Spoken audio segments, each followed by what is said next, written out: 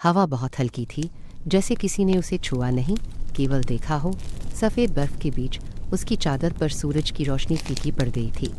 पर्वतों के बीच फैली घाटी में वह अकेला चलता हुआ जब रुका तो सामने कैलाश की विराट आकृति खड़ी थी, अचल, मौन और समय से परे। न जाने कितनी दूर से आया था वह इस क्षण तक, पर उस दृश्य के सामने उसे लगा सब कुछ थम गया है, विचार, समय, यहाँ तक कि उसकी सांसें भी।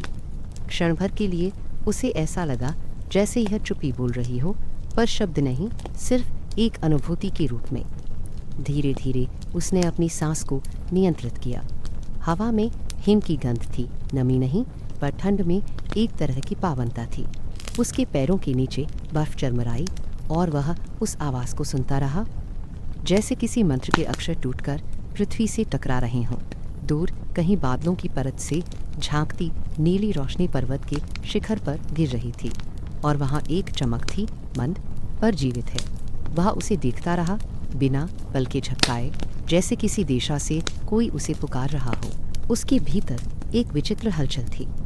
यह डर नहीं था, ना ही अभिलाषा, बस एक आकर्षण जिसे वह न समझ पा रहा था, न रोक पा रहा था। इस यात्रा के लिए उसने वर्षों तक तप किया था। न जाने कितनी बार ध्यान में उस पर्वत की परछाई देखी थी, तो सब कुछ अलग लग रहा था। कल्पनाओं से कहीं गहरा, मौन से कहीं विस्तृत। उसे लगा जैसे कोई पुरानी स्मृति लौट आई हो, पर वह यह भी नहीं जानता था कि वह स्मृति उसकी अपनी है या किसी और की। वह पत्थर के एक शिलाखंड पर बैठ गया। उसके नीचे जमी बर्फ से ठंड उसकी हड्डियों तक उतर आई, पर वह हिला नहीं। सामने खींचे दृश्य में कुछ था जो भीतर उतरता जा रहा था। पर्वत की चोटियां सफ़ेद थीं, उन पर नीले धुएं से बादल तैर रहे थे।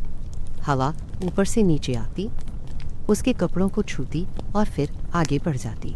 हर झोंका जैसे अपने साथ कोई संदेश लाता, अदृश्य पर जीवंत। वह अपने भीतर उस भाषा को पढ़ने की कोशिश करता रहा। उसे लगा जैसे हवा कह रही हो, सुनो, समझो नहीं। उसकी आंखें धीरे धीरे नम होने लगी, ना किसी कारण से, ना किसी स्मरण से, बस एक गहरी निस्तब्धता ने उसे घेर लिया था। कैलाश का दृश्य अब स्थिर नहीं था। उसे लगता था वह सांस ले रहा है। हर झिलमिलाती किरण, हर झोंका, हर बर्फ का कण, सब किसी एक लय में चल रहे थे, जैसे किसी विशाल श्वास प्रक्रिया का हिस्सा। वह अब केवल देख नहीं रहा था, बल्कि उस पर्वत के भीतर गूंज रहे मौन का हिस्सा बन रहा था। उसकी दृष्टि घाटी की ओर गई। नीचे एक छोटा सा हिम सरोवर छलकता था। सूरज की किरण ज्यों ही उस पर पड़ी, जल चमक उठा, मानो किसी देवता की दृष्टि तैर गई हो। उस झिलमिलाहट में उसे अपना अक्स दिखा, छोटा, अस्थिर और भटकता हुआ।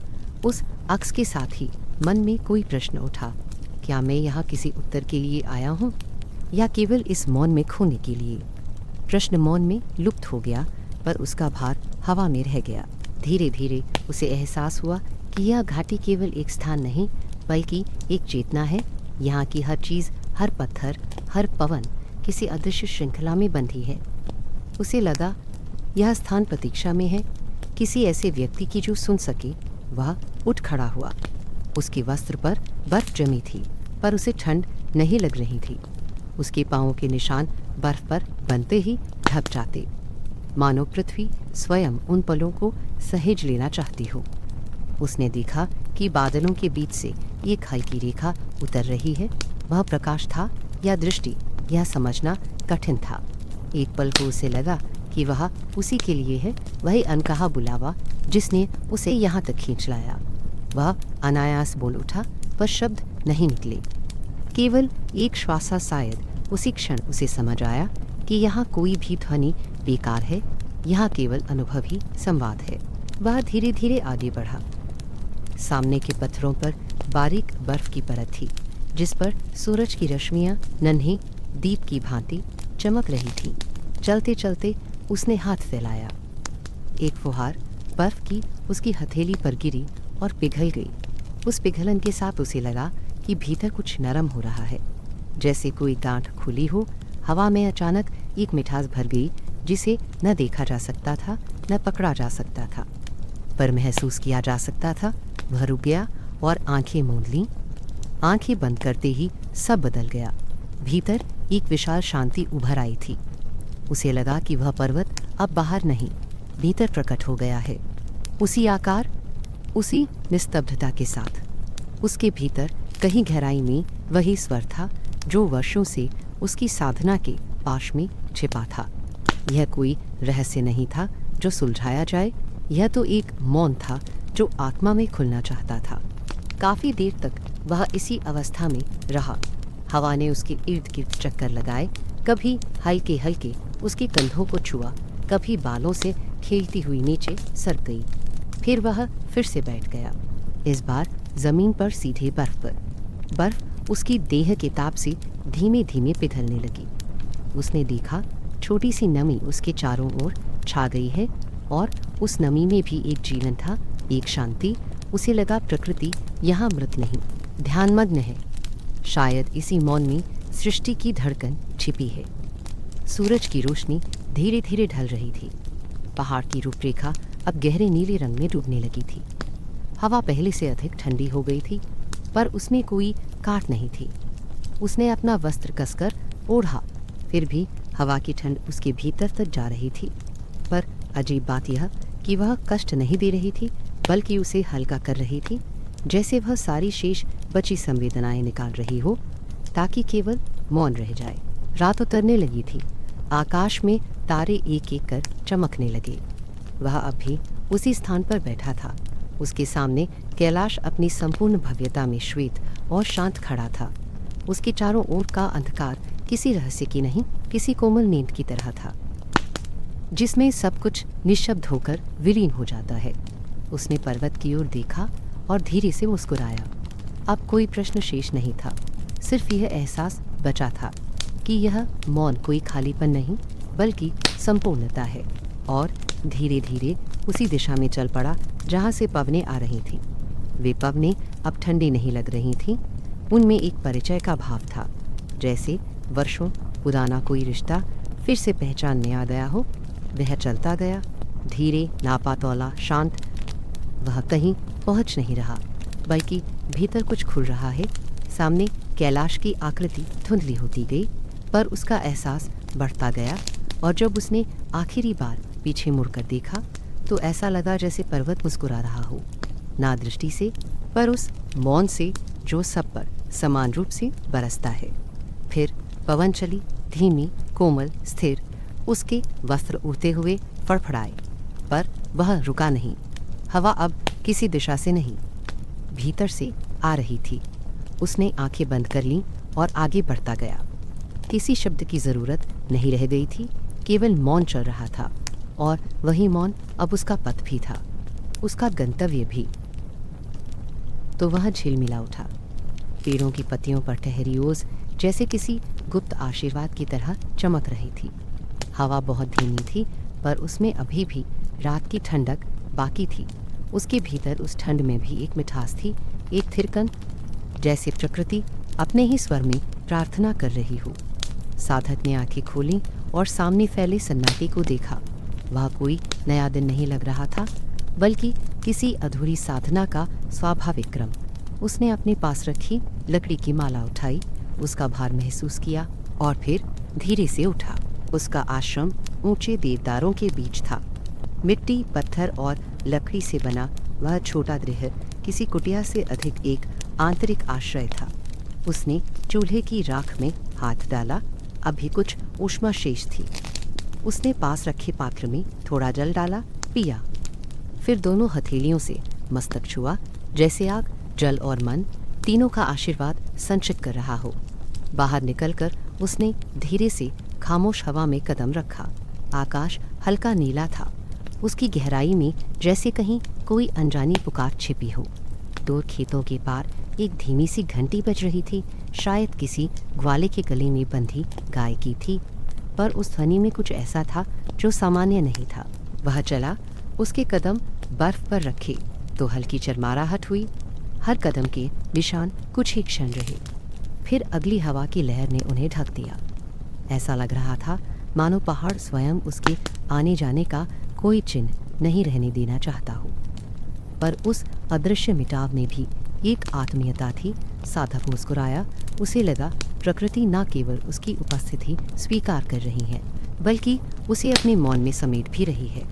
रास्ता धीरे धीरे ऊपर की ओर जाता था। पेड़ों पर बर्फ जमी थी, इतनी सफ़ेद की आंखों को कुछ पल के लिए धुंधला कर दी। हर डाली, हर पत्ता नींद में डूबा लगता था, पर जब वह उठा तो हल्की सी बर्फ गिरी, जैसे वृक्ष भी उसके साथ जाग उठे हों। कभी कभी कोई छोटा पक्षी अपने पंख झटकता और बर्फ की महीन धूल हवा में बिखर जाती। वह अपने चारों ओर उस उड़ती चमक को देखता और भीतर एक गहरा सुकून महसूस करता। वह किसी मंजिल के लिए नहीं चल रहा था, उसका मन उस चलने में ही था। हर श्वास एक प्रार्थना जैसी थी। पहाड़ की पगडंडी किसी बंधे रास्ते जैसी नहीं, बल्कि किसी चेतना की तरह घूमती, बदलती और लहराती हुई चल रही थी। हर मोड़ पर वह रुकता, चारों ओर देखता, और उसे लगता हर पत्थर का अपना चेहरा है, हर ठंडी हवा किसी पुरानी कथा का अंश है। उसके सामने आकाश नीलिमा से भरता जा रहा था, और उस नीलिमा में एक स्थिरता थी जो मन को भीतर खींचती चली जाती। जिस पर बर्फ की पतली परत थी, उसने हाथ से उस पर बर्फ हटाई तो नीचे किसी पुराने लेख के निशान जैसे कुछ दिखे। उसकी उंगलियां उन रेखाओं को छूती रहीं, जैसे वह किसी बहुत पुराने संवाद को पढ़ रहा हो। उन पर कोई भाषा नहीं थी, पर उनमें कंपन था, वह कंपन जिसे केवल मौन व्यक्ति ही महसूस कर सकता था। साधक ने आंखें मूंदी और कानों में हवा की दिशा बदली। कहीं दूर घाटी से कोई स्वर उठ रहा था, बहुत हल्का, जैसे किसी बच्चे के गुनगुनाने जैसा। वह समझ नहीं पाया कि वह वास्तव में ध्वनि है या उसकी ही मनश्रुति, पर किसी भी दशा में वह ध्वनि उसे आगे बुला रही थी। आगे का मार्ग और कठिन हो गया। बर्फ गहराती जा रही थी, पांवों के नीचे फिसलन थी, पर उसके भीतर कोई उतावला भाव नहीं था। वह ठहर ठहर कर चलता, जिससे हर कदम का स्पर्श भूमि उसे महसूस कर सके।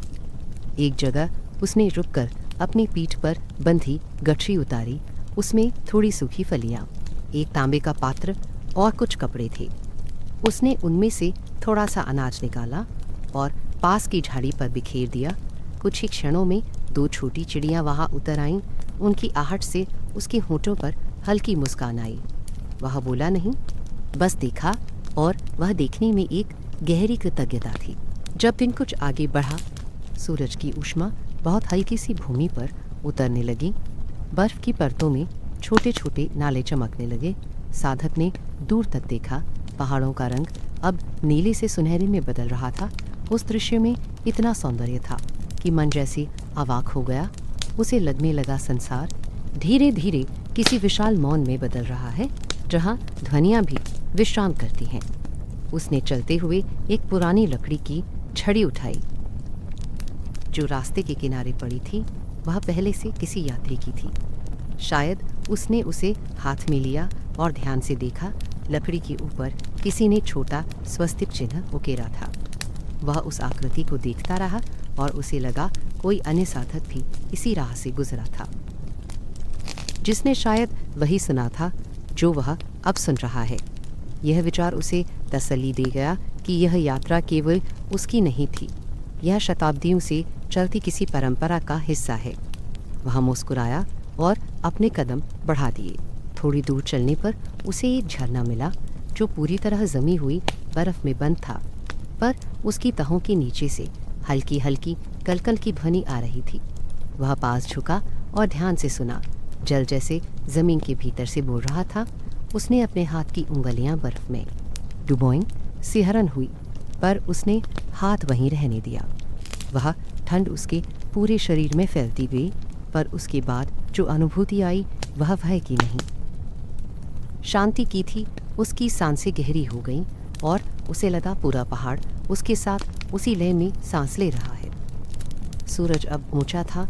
उसने आश्रम की दिशा में नीचे देखा। वह बहुत दूर धुंधले अस्तित्व सा दिख रहा था, जैसे कि वह स्मृति में रह गया हो। उसके भीतर कोई मोह नहीं था, ना कोई अभाव। जो कुछ पीछे रह गया वह भी इस यात्रा का ही हिस्सा था। उसकी बीती सांसें, वह जानता था अब लौटने का प्रश्न नहीं है। यह रास्ता किसी मंजिल तक नहीं जाता। यह भीतर की ओर झुकता है।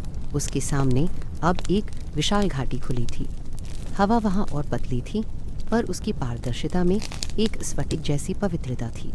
उसने उस दिशा में नजरें उठाईं तो देखा कि धूप अब सफ़ेद हो चली है, मानो उसमें से रंग छिटक गए हों।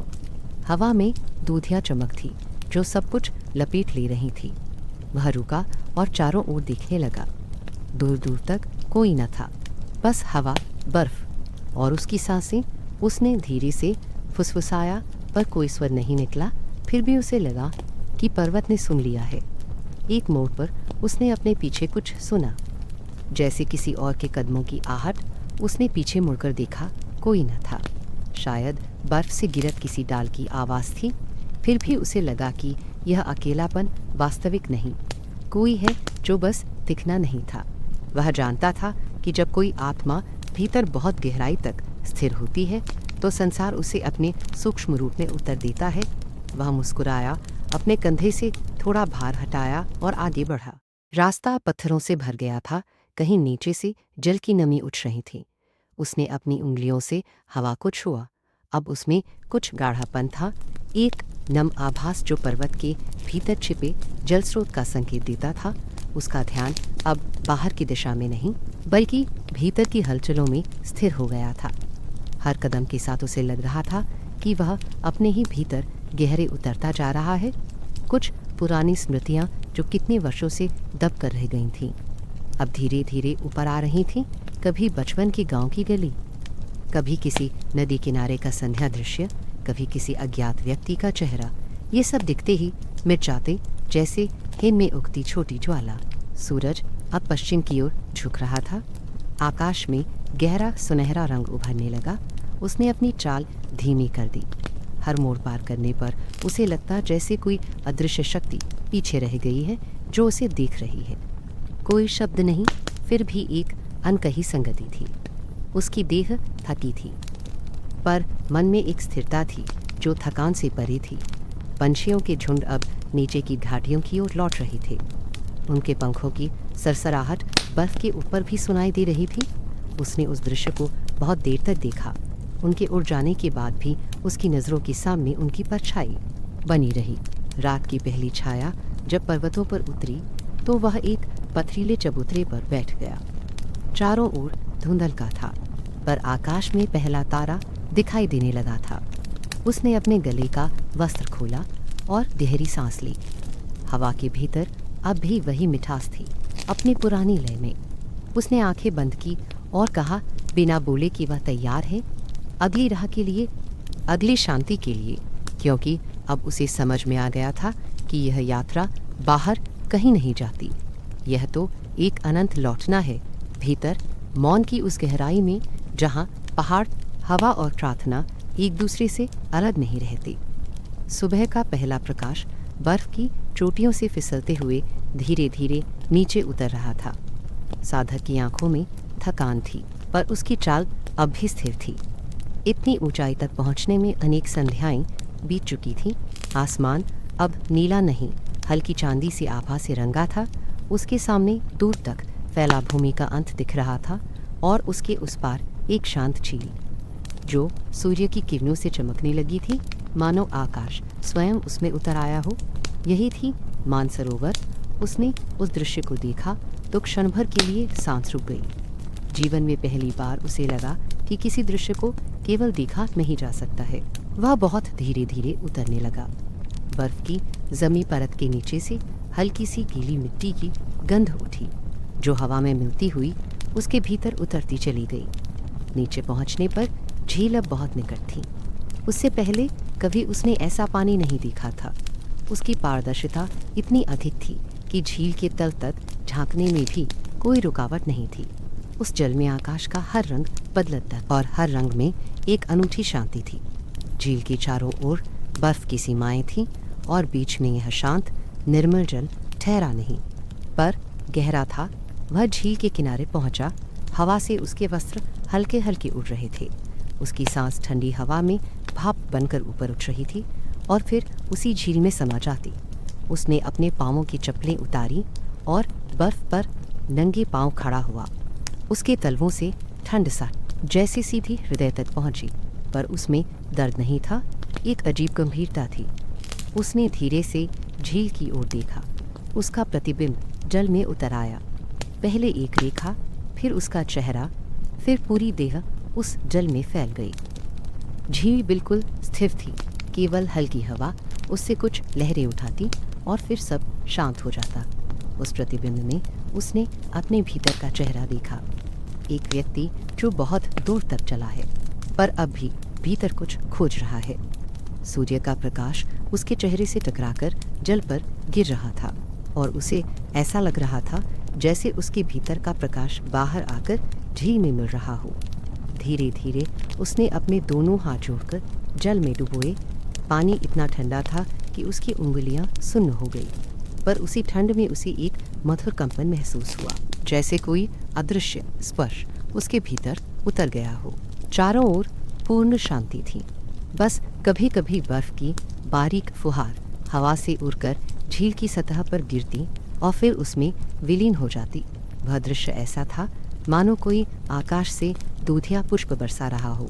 हर बर्फकंजई को छूते ही कुछ कहना चाहता था, शायद कोई नम्र प्रार्थना।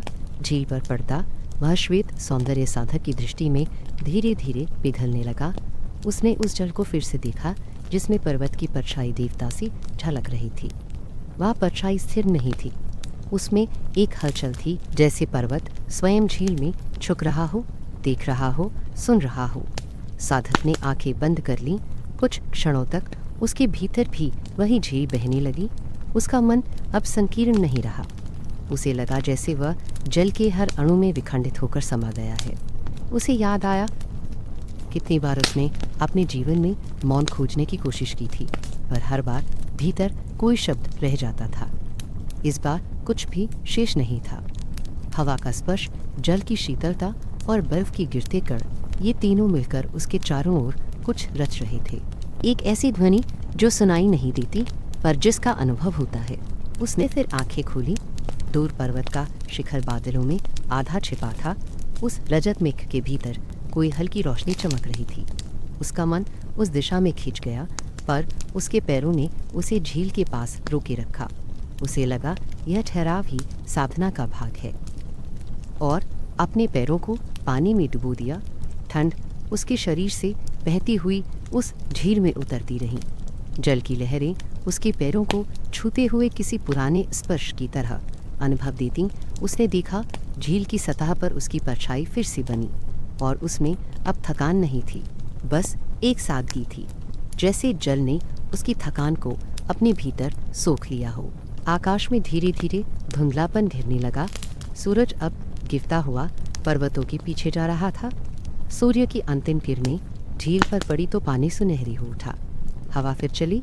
उस हवा में दूर की घंटियों की धीमी गूंज थी। शायद किसी मठ या किसी यात्री की प्रार्थना थी जो पर्वतों से टकराकर लौट आई थी। साधक ने सिर झुकाया। हवा से उड़ती बर्फ अब सुगंध की तरह महसूस हो रही थी। उसने सोचा यह सब दृश्य शायद उन्हीं आत्माओं का स्पर्श है जो युगों से इस भूमि पर ध्यानमग्न है। कई क्षण ऐसे बीते जिनमें समय की गति थम गई। तारे अब उभरने लगे थे। झील का रंग धीरे धीरे गहरा नीला हो गया। साधक ने आकाश और झील को एक साथ देखा। दोनों बिल्कुल समान लग रहे थे, एक ऊपर दूसरा नीचे। दोनों में न कोई सीमा थी न भेद। उसे लगा कि ब्रह्मांड और पानी एक दूसरे में विलीन हो चुके हैं, और वही विलय मनुष्य के भीतर भी होना चाहिए। उसने इतना सोचा ही था कि बर्फ की एक पतली रेखा उसके कंधे पर आ गिरी, शीतल और पारदर्शी। उसने उसे देखा और मुस्कुरा दिया। वह अब भीतर से रिक्त हो चुका था। कोई डर नहीं, कोई इच्छा नहीं, कोई प्रश्न नहीं, परंतु रिक्तता में भी एक सौम्य गूंज थी, जैसे हर श्वास में झील की लहरें प्रवाहित हो रही हों। धीमे धीमे उसने अपना सिर झुकाया और हथेली में थोड़ा जल भरा। उस जल में उसने अपनी आंखें देखीं। शांत लेकिन कहीं गहरी तीव्रता थी उनमें, जैसे किसी ने वर्षों की खोज में सत्य की झिलमिल देख ली हो। फिर उसने जल को अपने मस्तक पर रख लिया। ठंड उसके सिर से नीचे उतरती गई और उसके हृदय में जाकर स्थिर हो गई। रात और गहरी हो गई। झील अभी भी आईने की तरह चमक रही थी। रेशमी आभा फिसलती जा रही थी। वह दृश्य इतना अलौकिक था कि साधक को लगा वह जल में नहीं किसी स्वप्न में बैठा है। पर यह स्वप्न बाहर नहीं था, भीतर था। उसने ध्यान की मुद्रा में आंखें बंद की। अब उसे ना अपने शरीर की अनुभूति थी, ना भूमि की।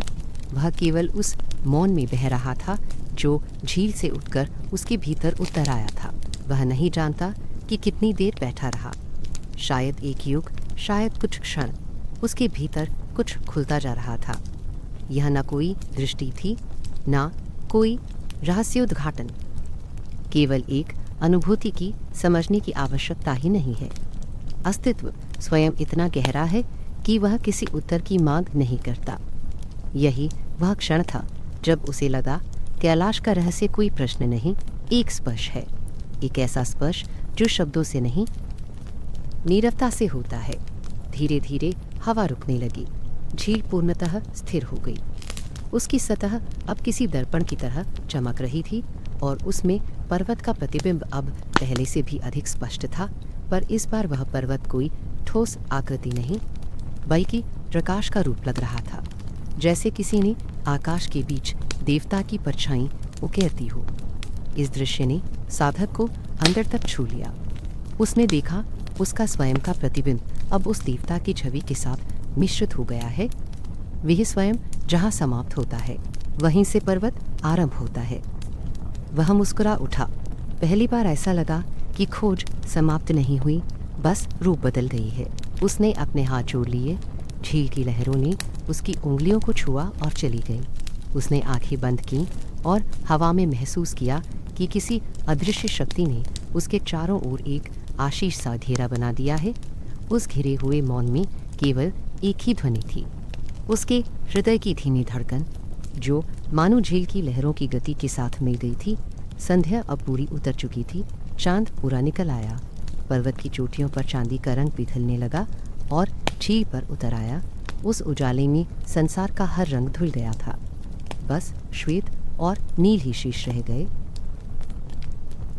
थकी देह को पीछे झुकाया और भूमि पर टिक गया। आकाश और झील दोनों उस पर झुकाए।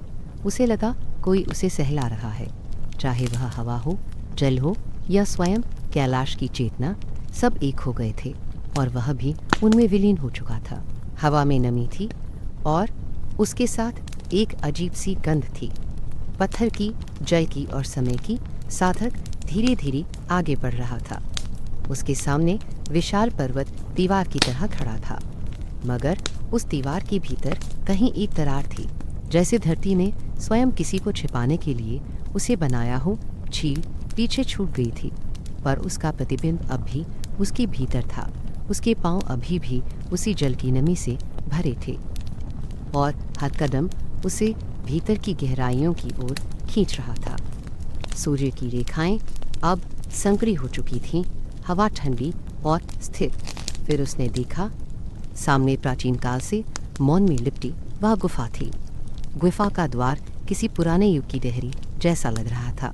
वहाँ कोई रचना नहीं थी, पर उसकी साधारणता ही उसे अलौकिक बना रही थी। शिलाखंडों से बनी आकृति अकेली खड़ी थी, परंतु उसके आसपास का वातावरण इस तरह निस्तब्ध हो चुका था कि लगता था वह सब कुछ अपनी ओट में समेटे हुए है। साधक एक क्षण के लिए ठहर गया। अंतर्मन में एक सूक्ष्म हलचल उठी। यह भय नहीं था, ना उत्साह, बल्कि एक अज्ञात अनुभूति, जैसे कोई पुरानी स्मृति जागी हो। उसने अपने हाथों से द्वार को छुआ। पत्थर ठंडा था, पर जीवन से रहित नहीं। उसमें एक हल्की सी कंपन थी, जैसे धरती की स्थिर सांस बह रही हो। बाहर की सारी ध्वनियाँ एकदम लुप्त हो गईं। हवा की सरसराहट, हिम के गिरने की फुसफुसाहट, सब कुछ थम गया। सिर्फ उसकी अपनी सांस शेष रही, जो अब उसे अलग सी प्रतीत हो रही थी, जैसे वह किसी और व्यक्ति की सांस सुन रहा हो। अंदर का अंधकार बहुत सघन था, पर वह डराने वाला नहीं। वह अंधकार शीतल था, एक ऐसी चुप्पी से भरपूर जो आलोक से अधिक जीवित लगती थी। धीरे धीरे उसकी आंखें अभ्यस्त होने लगी। गुफा की दीवारों पर ऋषियों के हाथों से उकेरी गई पुरानी लिपियों की झिलमिल बस डिसर्न हो रही थी। वे अक्षर किसी धूल की रेखा जैसे नहीं, बल्कि किसी ज्योति के अंश लग रहे थे। वह पास गया और हाथ बढ़ाकर एक चिन्ह को छू लिया। उसके स्पर्श से अक्षर जैसे हल्की रोशनी से भर गए। उसने हाथ पीछे खींच लिया, पर दीवार पर वह चमक बनी रही, न बढ़ी न घटी, जैसे उन शिलाओं में कोई स्मृति हो, जो सदियों से प्रतीक्षा कर रही थी कि कोई उसकी भाषा सुन सके। साधक ने उस रोशनी को ध्यान से देखा। उनमें कोई स्पष्ट अर्थ नहीं था, पर उसके भीतर कुछ पढ़ा जा रहा था। कोई स्वर नहीं था, फिर भी उन चमकते आकारों के माध्यम से उसे एक मूक संवाद का अनुभव हो रहा था। प्रत्येक चिन्ह एक भाव था, एक तरंग जो उसके भीतर उतरती जा रही थी। वह समझ गया कि यह गुफा शब्दों के पार जाने की जगह है, जहाँ अर्थ नहीं, केवल अनुभव रह जाता है। गुफा के भीतर हवा रुकी हुई थी।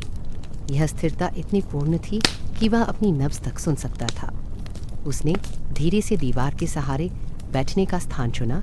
पत्थर की ठंडक उसकी पीठ से लगी और देह से उतरकर हृदय तक पहुंची, जैसे किसी ने भीतर की अग्नि को शांत कर दिया हो।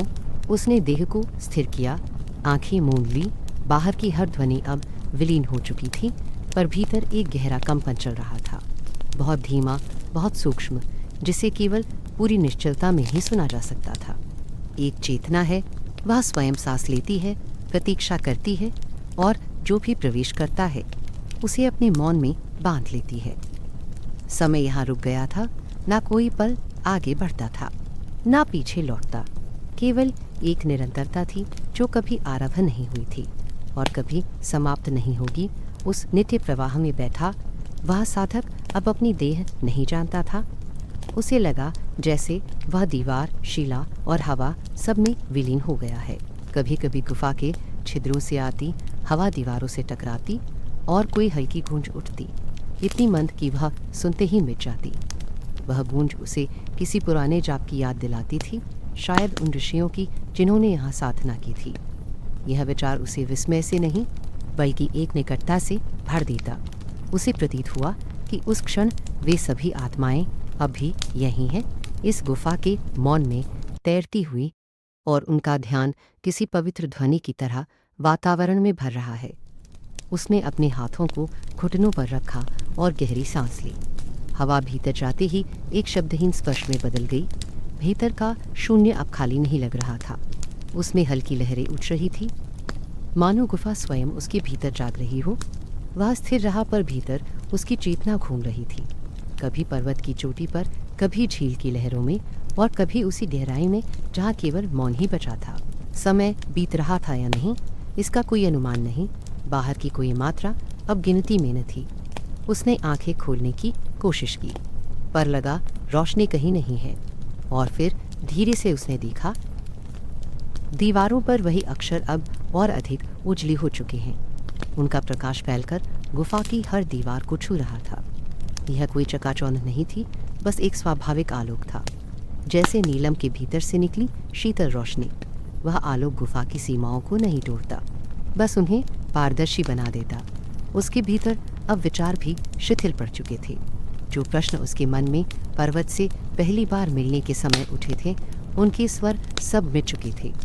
अब केवल एक अनुभूति रह गई थी, उपस्थित होने की, बिना उद्देश्य।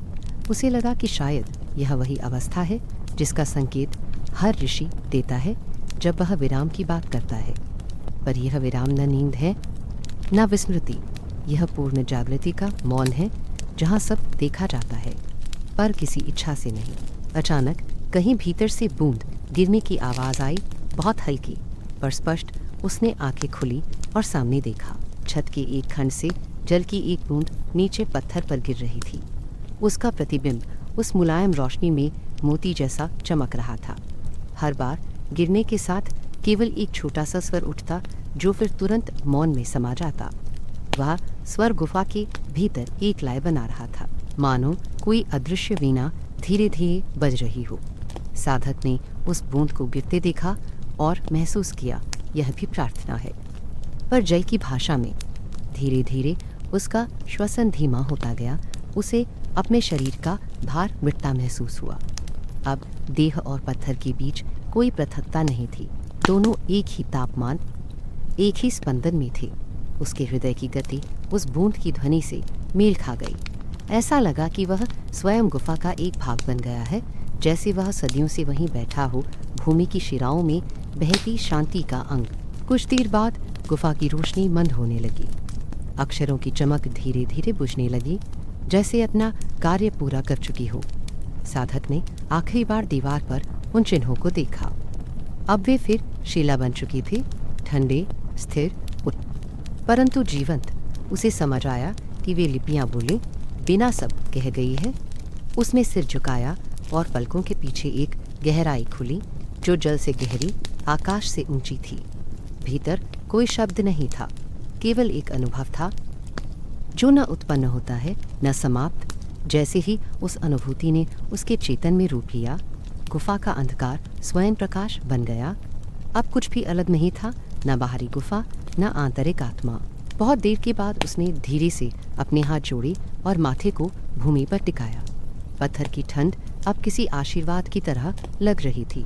आसपास का मौन अब मौन नहीं था, वह गूंज बन चुका था, इतनी सूक्ष्म कि वह शब्दों से परे जाकर सीधे हृदय में उतर रही थी। उसने समझा मौन केवल सुनने की नहीं, बन जाने की अवस्था है। जब उसने आंखें खोली, गुफा का अंधकार वैसा ही था, लेकिन अब उसमें भय या गहराई का कोई भार नहीं था। बाहर की ओर जाने का मार्ग अब उतना ही प्रकाशित लग रहा था जितना भीतर का। वह उठा, धीरे धीरे चला और जब द्वार की सीमा पर पहुंचा तो ठंडी हवा ने उसका स्वागत किया। बर्फ के कण उसकी हथेलियों पर गिरे, मानो कोई श्वेत पुष्प अर्पित हो रहे हों। उसने पर्वत की ओर देखा, वही मोहक मौन, वही शांति, पर अब उसके भीतर और बाहर का कोई अंतर नहीं रहा था। वह मुस्कुराया और बिना किसी जल्दबाजी के गुफा की दीवारों पर बचे हल्के प्रकाश को अंतिम बार देखते हुए बाहर निकल आया। गुफा से बाहर कदम रखते ही हवा में एक नया संगीत था। उस मौन की सीमा के बाहर आकाश के विस्तार से बारीक बर्फ गिरने लगी थी।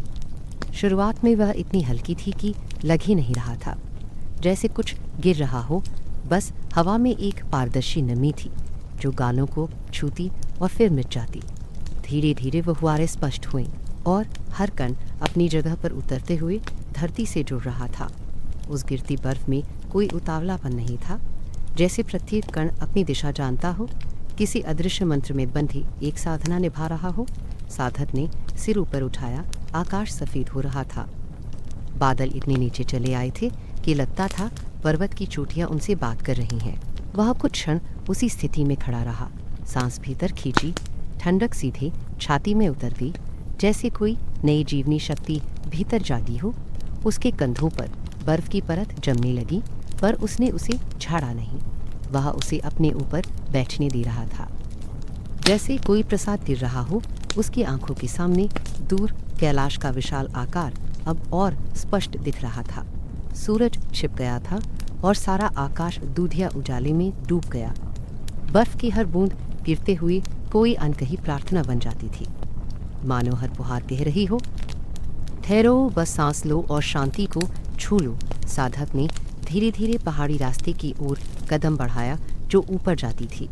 अब वहाँ कोई चिन्ह नहीं बचे थे, पिछली बर्फ ने सब ढंक दिया था।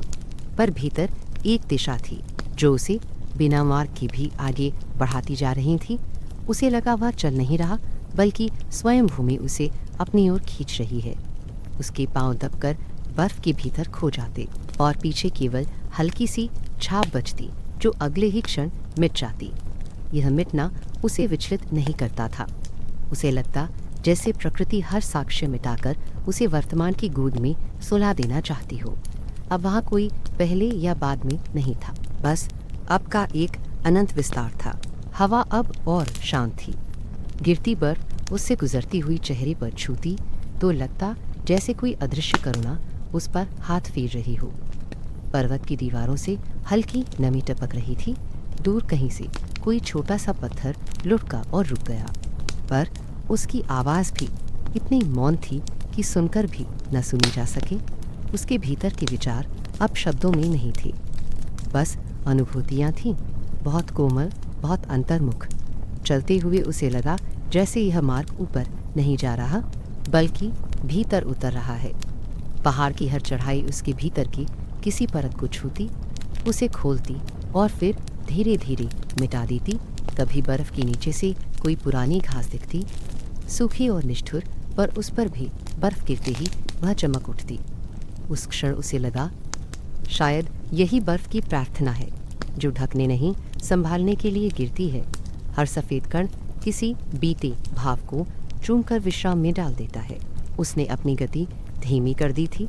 अब उसके कदमों की चाल किसी गणना में नहीं थी। वह बस श्वास और शांति के बीच बहता आगे जा रहा था। उसके चेहरे पर बर्फ का स्पर्श बनता गया और हर स्पर्श उसे किसी अंतहीन मौन में ले जाता रहा। कभी कभी वह ठहरता, हाथ से गिरते फाहों को पकड़ने की कोशिश करता, मगर वे उसकी हथेली पर टिकने से पहले ही पिघल जाते। यह क्षणिकता उसे दुख नहीं देती थी, उल्टा उसमें उसे जीवन का रहस्य झलकता जो पिघलने के लिए आता है। वही संसार को नया बनाता है। उसका सिर हल्का झुक गया था। ऐसा नहीं कि वह थका हुआ था, पर उसके भीतर एक विनम्रता जाग चुकी थी। ऊपर फैले पर्वत का आकार अब विराट नहीं लगता था, बल्कि अपना लगता था, जैसे कोई पुराना मित्र जो बिना शब्दों के सब समझता है। साधक ने महसूस किया कि वह चढ़ नहीं रहा। पर्वत स्वयं उसे बुला रहा है, जैसे हवा के हर झोंके के साथ कह रहा हो, आओ अपने भीतर लौटो। यह बुलावा आकाश से नहीं, भीतर से था, इसलिए उसमें प्रयास नहीं, बस स्वीकार था। बर्फ अब थोड़ी तेज हो गई। पर्वत की ढलानें चमकने लगी।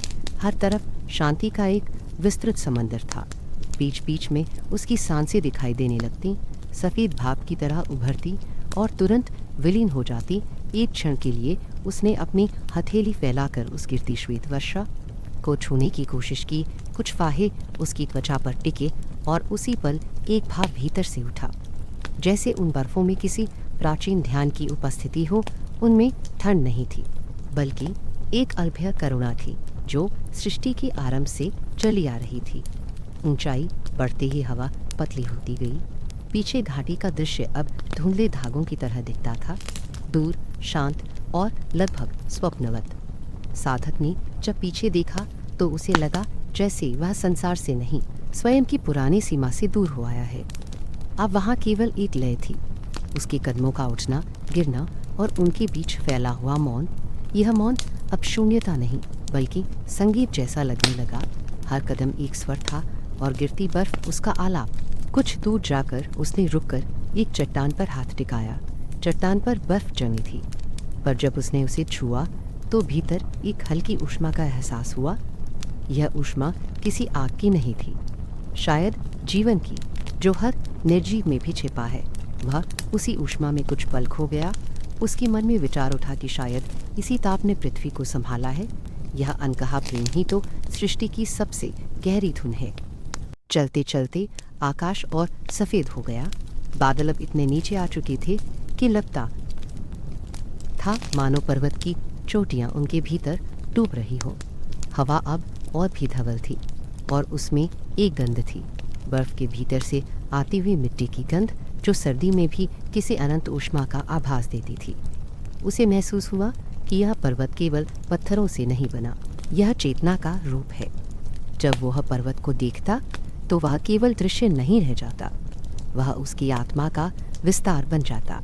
उसके होंठ कुछ बुदबुदाएं, कोई स्पष्ट शब्द नहीं, बस एक ध्वनि जैसे जल अपने स्रोत को पुकार रहा हो। उसने सांस भीतर खींची और बाहर छोड़ी और वह श्वास भी उस बर्फ में विलीन हो गई। हर बार जब वह श्वास छोड़ता उसे लगता वह अपने भीतर से कुछ अतिरिक्त छोड़ता जा रहा है। विचार, स्मृति, थकान सब पिघलते जा रहे हैं। अब वह हल्का था, जैसे केवल वायु से बना कोई जीव। काफ़ी देर बाद उसकी चाल स्वतः रुक गई। सामने विशाल ढलान थी, जिसके पास शिखर की रेखा दिखाई दे रही थी। हवा वहाँ लगभग स्थिर थी और बर्फ के फाहे अब धीरे धीरे गिरने लगे थे। उसने अपने दोनों हाथ जोड़ लिए और नज़र झुकाई। उसके भीतर जो मौन था वही अब आसपास था। उसे लगा पर्वत की निस्तब्धता और उसकी अपनी शांति एक ही स्वर में बह रही है। धीरे धीरे उसने अपने होठों से सांस छोड़ी। वह हवा में धुंधली सफ़ेद रेखा बनकर निकली और तुरंत बर्फ में घुल गई उसी क्षण उसके हृदय में एक नरम सी ऊष्मा उठी, जैसे हिम की परत के नीचे दबा कोई फूल खिल उठा हो। वह भावना इतनी शांत थी कि उसे शब्दों में कह पाना असंभव था। बस महसूस होता था कि उसकी हर धड़कन उस गिरती बर्फ के साथ किसी अदृश्य प्रार्थना में बदलती जा रही है। अब वह पर्वत की ओर बढ़ा। यात्रा की दिशा स्पष्ट नहीं थी, पर उसे अब दिशा की आवश्यकता नहीं थी। रास्ते का हर मोड़ अपनी ध्वनि में बोलता था, धीरे, कोमलता से। कहीं दूर कोई झरना बर्फ के नीचे से बुलबुला कर रहा था।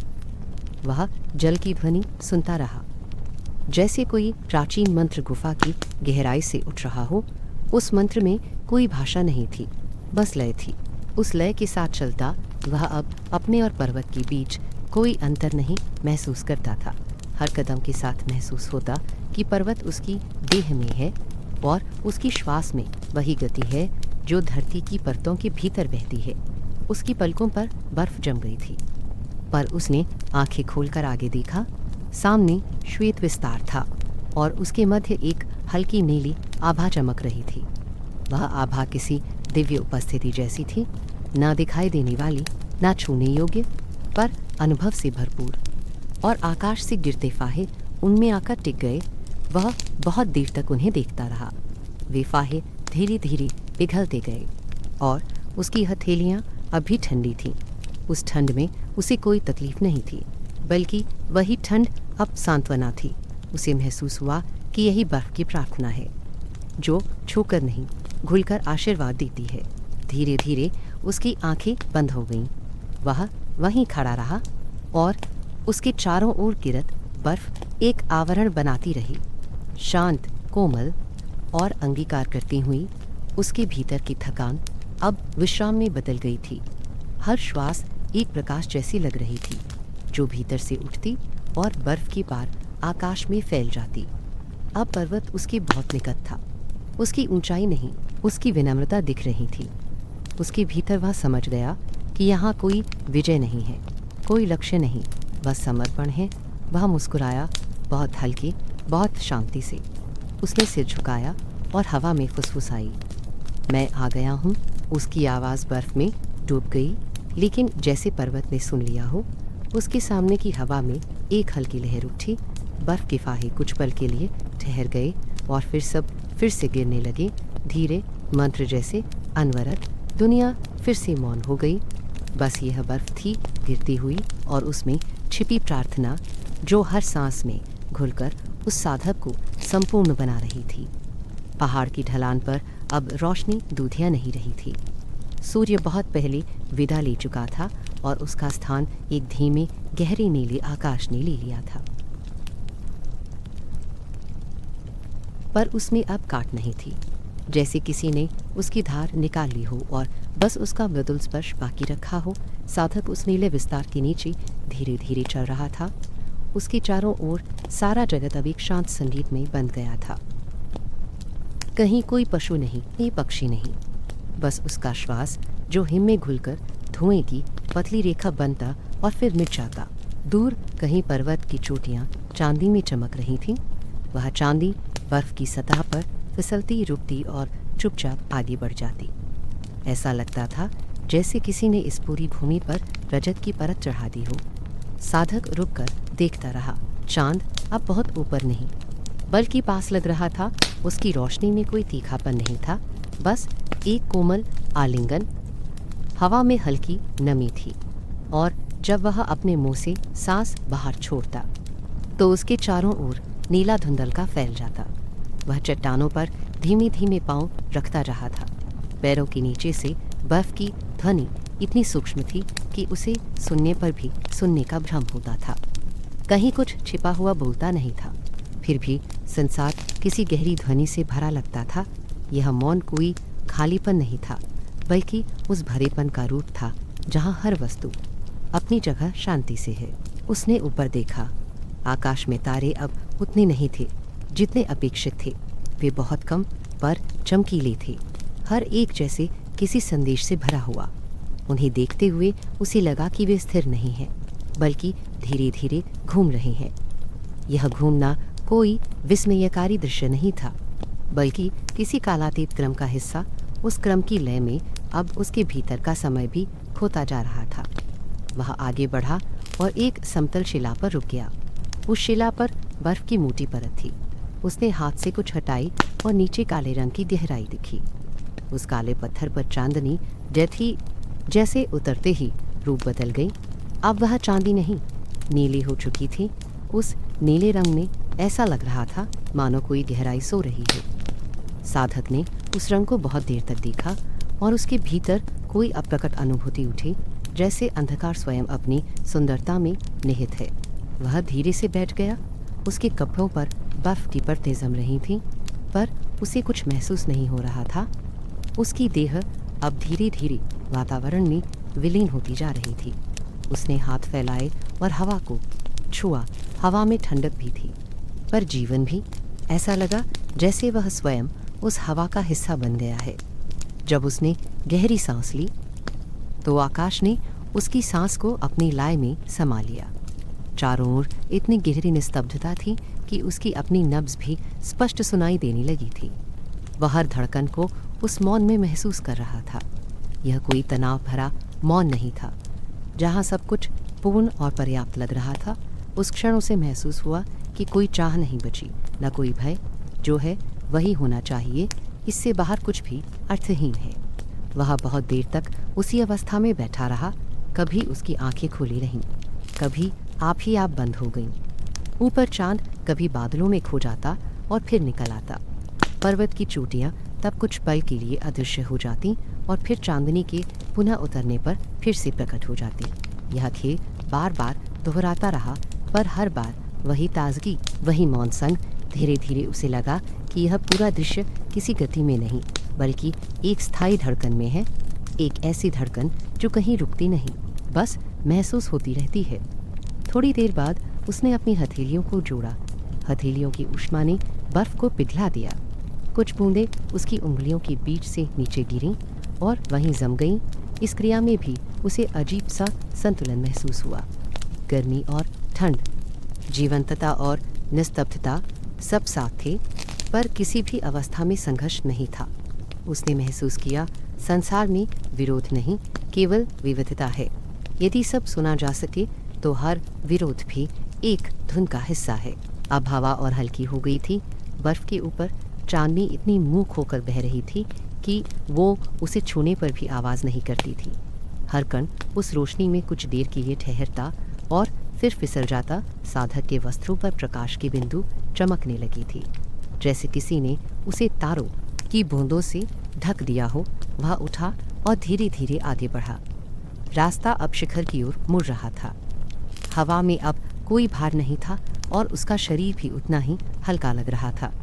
उसे महसूस हो रहा था जैसे उसके भीतर से कुछ उतर गया है, कोई अनावश्यक बोझ जो वर्षों से था। उसने महसूस किया कि मौन केवल बाहरी नहीं, उसके भीतर भी फैलने लगा है। अब उसकी सोचें भी शब्दों में नहीं उठ रही, वे केवल भावों के रूप में है, बेआवाज़ लेकिन सजीव। एक जगह वह रुका। सामने की गहराई में झील की हल्की आकृति चांदनी में दिख रही थी। वह वही मानसरोवर था, अब बहुत दूर। उसका प्रतिबिंब अब भी चांदी जैसा शांत, पर अब वह केवल दृश्य नहीं था, उसमें उसकी अपने हृदय की धड़कन बसी थी। उसे लगा यह झील किसी बाहरी जल की नहीं, उसके भीतर की निस्तब्धता की प्रतीति है। वह दृश्य देखकर उसके चेहरे पर एक हल्की मुस्कान आई। फिर उसने धीरे से आंखें मूंद ली। उस मौन के बीच एक हल्की लहर चली, कोई बड़ी हवा नहीं, बस पर्वत की श्वास जैसी। उस लहर ने उसके वस्त्रों को हिलाया, बालों के बीच ठंडक का स्पर्श छोड़ा और फिर सब शांत हो गया। उसने सोचा, यही तो कैलाश की भाषा है, जो बोलती नहीं, सिर्फ छूती है, जो कहती नहीं, बस उपस्थित होती है।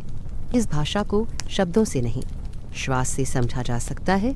धीरे धीरे उसने महसूस किया कि उसमें अब मैं का भाव भी घुलता जा रहा है, जैसे उसका अस्तित्व इस निस्तब्धता में धीरे धीरे समा रहा है।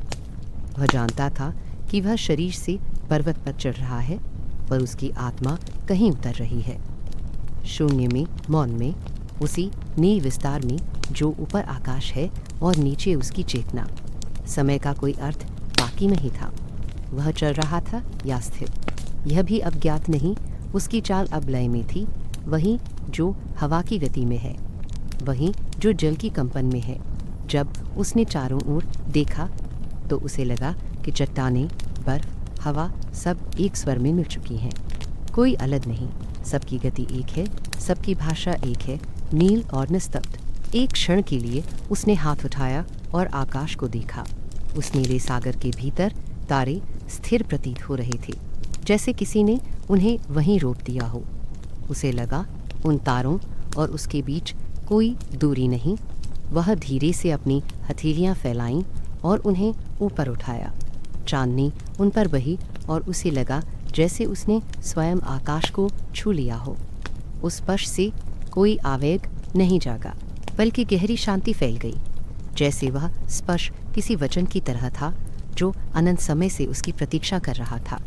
वह बहुत देर तक उसी मुद्रा में खड़ा रहा, हवा से हल्का, प्रकाश से भरा। उसकी आंखों में अब चांद और पर्वत समा चुके थे। उसके भीतर जो भाव था वह कहा नहीं जा सकता। न प्रसन्नता, न विस्मय, न समर्पण, बस एक स्थिति जहाँ सब कुछ अपने संतुलन में है, जहाँ कुछ भी अति नहीं। रात और गहरी हो चली थी। पर्वतों की ऊपरी सतह पर अब नीला रंग और भी गाढ़ा हो गया था, पर उस गहराई में भय नहीं था। वह ऐसा नीला था जो शांति देता है, जो भीतर उतरता है और सब कुछ एक करता है। साधक ने आखिरी बार चारों ओर देखा। यह नीलिमा अब उसके भीतर आ चुकी थी। उसके विचारों की सीमाएं तैरते तारों जैसी फैल गई थी। उसने धीरे से अपनी आंखें बंद की। अब न भीतर कुछ हिलता था, न बाहर, केवल हवा का स्पर्श था जो अब भी उसी नीली लय में बह रहा था। उसने श्वास छोड़ी, बर्फ हिली, रोशनी बिखरी और फिर सब कुछ उसी निस्तब्धता में लौट गया। वह कैलाश की भाषा सुन चुका था, जो शब्दों से नहीं बल्कि मौन के नील स्पर्श से बोलती हैं। ऊपर की ओर बढ़ते हुए कदम अब गिनती में नहीं रहे थे। वह नहीं जानता था कितने दिन बीत चुके हैं, कितनी रात्रियां बीती हैं और कितनी बार बर्फ की परतें उसके ऊपर से गुजरी हैं। हर दिन अब एक ही लय में था, हवा का हल्का गीत, पत्थरों की ठंडी सांसें और आकाश की अपार निस्तब्धता। जब उसने नीचे देखा तो एक अर्धचंद्राकार झील शांत पड़ गई थी, जैसे चंद्रमा का टुकड़ा भूमि पर टिक गया हो। सूर्य अब क्षितिज की पीठ से झांक रहा था और उसकी किरणें उस झील पर सोने का आकार उकेर रही थीं। हवा उस प्रकाश को उठाकर पहाड़ की ढलानों पर बिखेर रही थी। पूरी धरती उस समय किसी हौले मंत्र का उच्चारण कर रही प्रतीत होती थी। साधक ने अपने कदम रोके। उसके भीतर अब थकान नहीं थी, पर शरीर का भार मिट गया था। वर्षों के तप में जो अवशिष्ट बचा था वह पर्वत की हवा में बहकर चला गया। उसकी देह अब मिट्टी जैसी लद रही थी, स्थिर पर जीवित। हवा पतली थी, पर उसमें एक मिठास थी। हर श्वास में उसे लगता जैसे वह मौन पी रहा है और हर निश्वास में उस मौन की लय लौट रही है। उसके पैरों के नीचे बर्फ अब नरम ना लगकर किसी पुरानी याद की तरह हल्की थी, जिसमें कोई छिपा हुआ स्पर्श था। वह स्पर्श जो वर्षों से प्रतीक्षारत था। ऊपर आकाश में स्वर्ण आभा धीरे धीरे फैल रही थी। चट्टानें जो अभी तक धूसर थीं अब सुनहरे रंग में जगमगाने लगी। दूर कहीं धुंध तैर रही थी, पतली और अलौकिक। उसका आकार किसी स्वप्न जैसा लग रहा था। यह धुंध धरती और स्वर्ग के बीच कोई पर्दा लगाती प्रतीत होती। साधक ने जब उस धुंध को देखा तो उसके भीतर एक अनकही आकांक्षा उठी, न प्राप्त करने की बल्कि केवल उस दृश्य का हिस्सा बनने की। धीरे चलते हुए उसने महसूस किया कि हवा अब और नर्म हो चली है। उसकी गति इतनी हल्की थी कि वह शरीर से गुजरते हुए भी किसी तरंग की तरह महसूस होती, जैसे वह न स्पर्श थी न गंध, बस चेतना की उपस्थिति। उसका वस्त्र हवा में लहराने लगता और वह उस लय में खो जाता। उसकी चाल अब स्वाभाविक थी, न चढ़ाई का तनाव न थकावट की गति। जैसे यह शरीर किसी गुप्त दिशा से स्वयं चलना जानता हो। नीचे झील अब दूर पड़ चुकी थी। उसका चमकता अर्धचंद्राकार आकार धीरे धीरे छोटा हो रहा था, पर उसकी रोशनी अब भी साधक की आंखों में थी। वह झील अब स्मृति बन चुकी थी, मौन की, प्रतिबिंब की और साक्षात्कार की, उस स्मृति के साथ एक हल्की शांति भीतर उतर आई। उसे लगा कि उसके भीतर का जल भी अब स्थिर हो गया है। जब हवा ने उसके चेहरे को छुआ तो उसने सिर ऊपर उठाया। सामने कैलाश अपना शिखर लेकर खड़ा था। अब वह कोई दूर का लक्ष्य नहीं था, वह ठीक सामने था, अचल, देदीप्यमान, किंतु विनम्र। उसकी ऊंचाई में आह नहीं था, उसमें सरलता थी। साधक को लगा जैसे यह पर्वत किसी मनुष्य के समान सांस लेता है, किसी महान मौन में जीता है। उस मौन में करुणा है, एक ऐसी करुणा जो केवल देखने से नहीं, महसूस करने से जानी जा सकती है। उसने चलना बंद नहीं किया। अब हर कदम के साथ उसे महसूस हुआ कि वह चढ़ नहीं रहा, बल्कि किसी गहरी पुकार के साथ ऊपर खींचता जा रहा है, जैसे पर्वत स्वयं अपने आलिंगन की ओर बुला रहा हो। यह कोई बाहरी बुलावा नहीं था, इट केम फ्रॉम इनसाइड, लेकिन उसके भीतर का वाक्य अब शब्दों में नहीं, यह अनुभव उसकी देह से नहीं, श्वास से उत्पन्न हो रहा था। उसने सांस भर ली और वह सांस उसमें उतर गई, हर नस में, हर तंतु में, जैसे पर्वत ने उसे अपना बना लिया हो। कभी कभी हवा में जल की गंध घुल जाती तो वह ठहर जाता। उसे लगता कहीं पास कोई स्रोत होगा, कोई नन्ही धारा जो चट्टान के बीच से बहती होगी। वहाँ से आती ध्वनि इतनी हल्की होती कि वह सिर्फ हृदय से ही सुनी जा सके। वह ध्वनि सब कुछ कह देती। जल की धड़कन के साथ बहुत समय पहले जब वह इस यात्रा पर निकला था, तब उसके भीतर किसी उत्तर की आकांक्षा थी। अब वह आकांक्षा नहीं रही। वह समझ चुका था कि रहस्य कभी उद्घाटित नहीं होता, वह केवल महसूस किया जाता है। और वह महसूसना ही तो साक्षात्कार है, मौन का, शांति का, प्रेम का। तो उसके प्रकाश ने पहाड़ की ऊपरी परतों को सुनहरे से सफ़ेद बना दिया। दूर से देखने पर ऐसा लगा जैसे पर्वत पर अनगिनत दीप जले हों। हवा चमक रही थी, बर्फ पर पड़ती हर किरण दर्पण बन जाती और फिर विलीन हो जाती। इस उजाले में आंखें खोलना कठिन था। फिर भी साधक ने आंखें नहीं मूंदी। उसने देखा कि यह उजाला बाहर नहीं, भीतर से भी उत्पन्न हो रहा है। उसके भीतर एक हल्का ताप था, जिसकी आभा वह पहली बार देख पा रहा था। धीरे धीरे उसके होठों पर मुस्कान आई, ना कोई कारण, न कोई विचार, बस जैसे आप अपने श्वास को पहचानते हैं, वैसे ही उसने उस मौन को पहचाना जो अब उसकी सारी गति का मूल बन चुका था। उसने हाथ उठाए और सामने फैले आकाश की ओर देखा। वह नीला नहीं, अब सुनहरा था, पतला, पारदर्शी और जीवंत। यह रंग न धरती का था, न आकाश का, कुछ मध्य का था, किसी ऐसी स्थिति का जो शब्दों में नहीं उतरती। वह आगे बढ़ा। रास्ता अब लगभग अदृश्य था, बर्फ ने सब ढक लिया था। हर कदम के नीचे हल्की गड़गड़ाहट होती और फिर मौन छा जाता। उसकी छाया अब लंबी हो चली थी, पर उसने मुड़कर नहीं देखा। उसे लगा अब पीछे कुछ नहीं बचा है, ना झील, ना गुफा, ना कोई नाव। इस ऊंचाई पर पहुंचकर व्यक्ति अपने अस्तित्व की सीमाओं से परे चला जाता है। वह जानता था वह कहीं पहुंच नहीं रहा, वह बस खुल रहा है।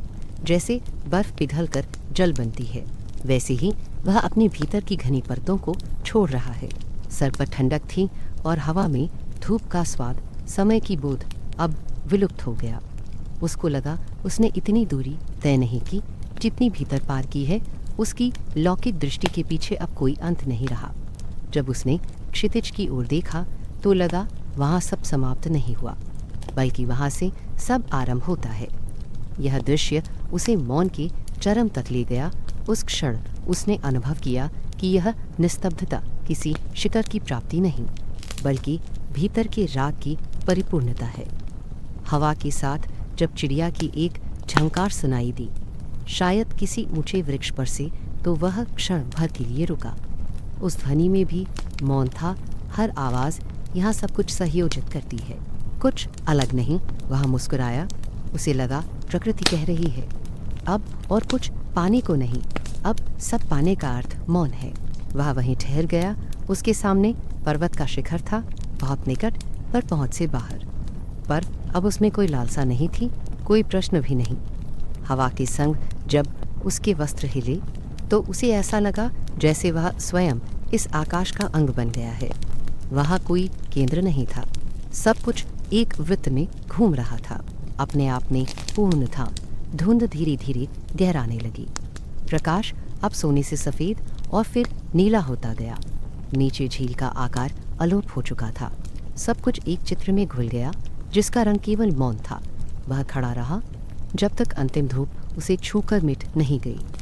इस आखिरी चमक में उसे प्रतीत हुआ कि पर्वत के शिखर ने स्वयं झुककर उसे स्वीकार कर लिया है। ना किसी पूजा में, ना किसी शब्द में, बस एक मौन आलिंगन में। और उस क्षण साधक ने ना पर्वत देखा, ना स्वयं को। जो शेष था वह थी केवल असीम सौम्यता, एक ऐसा स्पर्श जो न समय जानता है, ना दूरी। हवा स्थिर हो गई थी, हिम पिघलने लगी थी और ब्रह्मांड की सारी गतियाँ मौन में बंध चुकी थीं। वह ना भीतर था, ना बाहर, केवल उस अदृश्य संगीत में विलीन था, जहाँ कैलाश का रहस्य ना बोला जा सकता है, ना सुना, केवल महसूस किया जा सकता है। उस ऊंचाई पर हवा अब शून्य की तरह हल्की थी। सांस भीतर जाती तो ठंडी न होकर पारदर्शी लगती, जैसे वह कोई रूपहीन तत्व पी रहा हो। शिखर बस कुछ ही दूरी पर था, पर वहां तक पहुंचने की अब कोई उत्कंठा शेष नहीं रही थी। उसके पैरों का स्पर्श भी अब भूमि से विलग था, जैसे वह स्वतः चल रहा हो, न शरीर के आग्रह से, न मन के आदेश से। बर्फ की सतह पर पड़ती हर किरण आज अलग लग रही थी। वह चुपती नहीं, बल्कि छूकर भीतर उतरती थी, जैसे कोई मौन उपदेश बिना शब्द के आत्मा में प्रवेश कर रहा हो। जब वह उस शिखर के निकट पहुंचा तो हवा ने अपना स्वर बदल लिया। वह हिलकोर नहीं ले रही थी, बल्कि स्थिर होकर किसी सूक्ष्म संगीत में परिवर्तित हो गई थी। पर्वत के बीच से कोई मंद ध्वनि उठती, जो हवा की लहरों में बहकर उसके कानों तक पहुंचती और फिर भीतर जाकर विलीन हो जाती। यह कोई बाहरी ध्वनि नहीं थी, न घंटी की, न जलधारा की। यह स्वयं उसकी नाड़ी से मिलकर एक हो रही थी। उस ध्वनि में शब्द नहीं थे, पर अर्थ था। वह अर्थ ऐसा था जिसे जाना नहीं जा सकता, बस अनुभव किया जा सकता है। साधक वहाँ खड़ा होकर चारों ओर देखता रहा। देखने के लिए कुछ ना था। सब सफ़ेद, सब शांत, सब मिलकर एक। नीचे से आती धुंध अब सिर के ऊपर तक फैल चुकी थी। ऐसा लगता था जैसे वह किसी समुद्र के मध्य खड़ा हो, जिसमें आकाश और धरती का विभाजन मिट चुका हो। उसकी आंखों में अब आंसू नहीं थे, शायद इसलिए नहीं कि वे सूख चुके थे, बल्कि इसलिए कि अब ग्रहण करने के लिए कुछ रह नहीं गया था। उसकी दृष्टि पारदर्शी हो चुकी थी, जो देखती वही बन जाती। उसने चट्टान की ओर कदम बढ़ाया और वहाँ बैठ गया। पत्थर ठंडा था, पर उसमें भी जीवन का हृदय था। हवा बहते हुए उसके कानों के भीतर फुसफुसाई, पर वो फुसफुसाहट कोई आवाज़ ना थी। एक प्रकार का उत्तर था उन सभी प्रश्नों का जो उसने जीवन भर पूछे थे। उसे लगा यह पर्वत बोल नहीं रहा, वह सुन रहा। तभी यह मौन इतना प्रखर लगता है। धीरे धीरे उसने आंखें बंद की। भीतर एक गहराई खुल गई, एक अनंत गहराई जो बाहर के किसी आयाम से नहीं जुड़ती थी। वह अपने भीतर उतरता चला गया। पहले रंग मिट गए, फिर शब्द, फिर स्वर, अंत में बस स्पंदन रह गया। और उस स्पंदन में कैलाश था, ना उसके सामने, ना ऊपर, ना बाहर, बल्कि उसकी आत्मा के मध्य। उसे लगा कि अब कुछ पाने की आवश्यकता नहीं। वह जो खोजता था वही उसकी श्वासों में पहले से विद्यमान था। बर्फ का गिरना जारी था। हर फुहार जैसे कोई आशीर्वाद बन जाती, जो उसके सिर, उसके कंधों, उसकी हथेलियों पर उतरती रहती। वह उन्हें झटकता नहीं, बस चुपचाप गिरने देता। हर कण से एक शीतलता भीतर उतरती और फिर ऊष्मा में बदल जाती, जैसे हिम की श्वेतता भीतर के अंधकार को धीरे धीरे प्रकाशित कर रही हो। उसकी देह अब स्थिर थी। वह सांस लेता तो हवा में एक लहर उठती और चारों ओर फैल जाती। फिर जब वह हला हला हला छोड़ता तो सारी प्रकृति उस सांस के साथ शांत हो जाती। यह कोई ध्यान की साधना नहीं थी, कोई नियम नहीं, कोई क्रिया नहीं। यह बस अपने आप घटता जा रहा था। वह किसी मुद्रा में नहीं बैठा था, कोई संकल्प नहीं था, बस एक होना था, पूर्ण, सरल और मौन। समय धीरे धीरे विलुप्त हो रहा था। यह न संध्या थी, न प्रभात, न कोई दिशा थी, न स्मृति।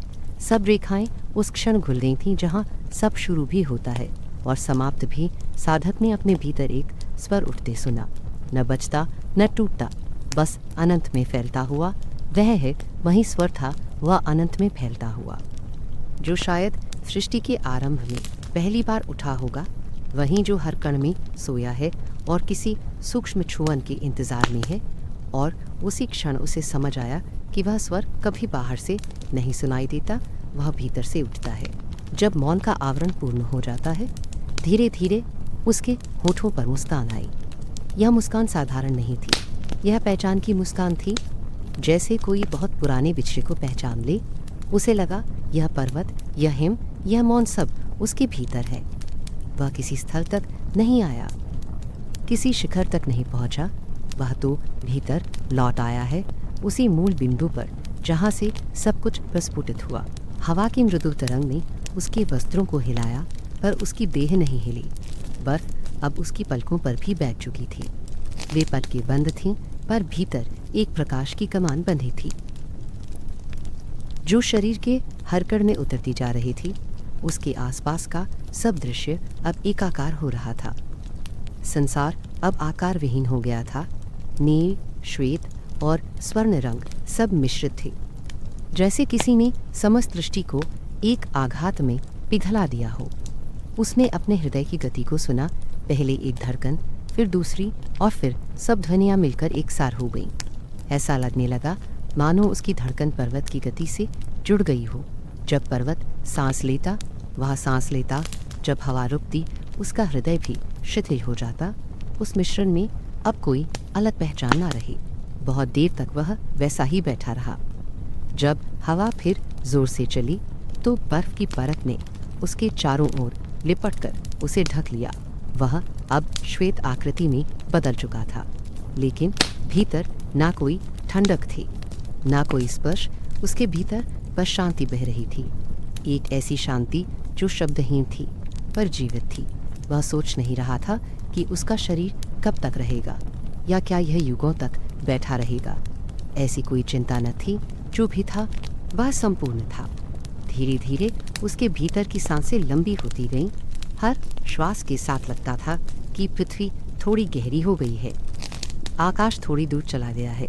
वह श्वास छोड़ता तो संपूर्ण ब्रह्मांड जैसे स्थिर होकर उसकी राह देखता। इस रुकावट में कोई मृत्यु नहीं थी, यह विश्रांति का बिंदु था, जहाँ गति रुककर अर्थ बन जाती है। कुछ ही देर बाद बर्फ ने उसके बालों को पूरी तरह ढक लिया। उसकी भौहों पर हिमकणों की माला सी बन गई। पर वह वहाँ नहीं था, जहाँ देह थी वह किसी और आयाम में प्रवाहित था, उस स्वर के साथ जिसने उसके भीतर जन्म लिया था। वही स्वर जो हर प्राणी के मौन में हिपा है, वही जो अनगिनत जीवनों से अपनी गूंज की प्रतीक्षा कर रहा है। क्षितिज पर अब प्रकाश न बढ़ता था न घटता, सब कुछ संपूर्ण था। पर्वत मुक्त हो चुका था, किंतु वह मौन अब भी उसी तरह जीवित था। हवा रुक रुक कर उसके चारों ओर घूमती रही। कभी एक हल्की झिलमिल उसके गालों को छूती और फिर सब स्थिर हो जाता। उस स्थिति में बैठना किसी तपस्या जैसा नहीं था, यह तो अर्पण जैसा था। वह किसी ईश्वर को नहीं, स्वयं को समर्पित कर चुका था, उस शुद्धतम स्वरूप को जो बाहर की सीमाओं से परे है। अब कोई प्रश्न शेष नहीं था, किसी उत्तर की प्रतीक्षा नहीं थी, केवल श्वासों की कोमल लय थी जो पर्वत के मौन का विस्तार करती जाती थी। और जब अंतिम हिमकण उसके माथे पर आकर टिक गया तो हवा में एक गहन यातना और करुणा की मिश्रित गंध उठी, क्योंकि वह साधक अब शिखर का भाग नहीं, स्वयं शिखर बन चुका था। उसकी देह अब पर्वत का पत्थर थी, उसकी नाड़ी कैलाश का स्पंदन और उसकी शांति उस असीम मौन की प्रतिध्वनि। बाहर केवल बर्फ गिरत रही, लाखों बूंदों में बटे श्वेत आशीर्वाद की तरह, जो चुपचाप उसे ढकते रहे, जैसे कह रहे हूँ सब पूर्ण है, सब मिल गया है। रात्रि के उस गहरे क्षण में जब आकाश स्थिर था और नक्षत्र अपने नियत स्थान पर जमे थे, साधक ने अपनी आंखें बंद की। हवा में शीतलता की वह परत थी जो नींद से पहले शरीर को एक पारदर्शी आवरण में ढक देती है। उसकी श्वास स्थिर थी, न ऊपर जाती न नीचे उतरती, बस किसी गहरी नदी की तरह थमी हुई, पर जीवित। उसी थामे हुए मौन में उसे लगा जैसे समय स्वयं एक बिंदु पर ठहर गया हो। उसने कुछ नहीं सोचा, न मौन के बारे में, न अनुभव के बारे में, और उसी शून्यता में स्वप्न का आरंभ हुआ। वह स्वयं को पर्वत के तल में खड़ा देखता है। कैलाश का शिखर ठीक सामने है, पर अब वह कठोर नहीं, प्रकाश से बना लगता है, धुंधला नहीं, कोमल और जीवंत है। उसमें कोई स्थिरता नहीं, वह स्पंदित है जैसे किसी हृदय की धड़कन। उसकी चोटी पर चांद झुका हुआ है और उस चांद की किरणों से झड़ते हुए चमकीली रेशे पर्वत की चारों ओर एक पारदर्शी दुपट्टा बुन रहे हैं। झील अब उसके पैरों के पास फैली है, पर झील का जल अब जल नहीं, प्रकाश है, गाढ़ा और निश्चल। वह जल बह नहीं रहा, गा रहा है। उसकी लहरें शब्द नहीं कहती, पर एक ऐसी ध्वनि उठती है जो किसी ने कभी सुनी हो तो उसे पहचान सके। साधक उस दृश्य में विलीन हो जाता है। उसके और पर्वत के बीच अब कोई दूरी नहीं है। वह एक गहरी सांस लेता है और उसे लगता है कि जो हवा वह भीतर खींच रहा है वह सीधा पर्वत के हृदय से निकली है। उस महाध्वनि को वह सूक्ष्म रूप में सुन रहा है, वहीं जो सृष्टि के आरंभ की पहली लहर थी। पर्वत उसकी ओर देखता है, हाँ देखता है। उसके पत्थरों के भीतर से कोई दृष्टि झिलमिला रही है। वह दृष्टि स्थिर नहीं, मुस्कुरा रही है, ऐसे जैसे 12 दिशाएं उस एक मुस्कान में ओतप्रोत हों। वह मुस्कान प्रतीक नहीं, स्वयं सृष्टि है, असीम लेकिन सहज। वह झील के किनारे बैठ जाता है। जल की सतह को छूते ही उसे लगता है जैसे उसने अपना ही स्पर्श महसूस किया हो। जल का वह ताप बिल्कुल देह के ताप जैसा है, न ठंडा न गर्म, बस अस्तित्व का अनुभव। चारों ओर से रोशनी फैलने लगती है, पहले झील से, फिर चांद से, फिर पर्वत से। धीरे धीरे वह प्रकाश समूचे आकाश में फैलता है, और जब पृथ्वी भी उस आलोक में ढल जाती है तब आवाज़ें मिट जाती है।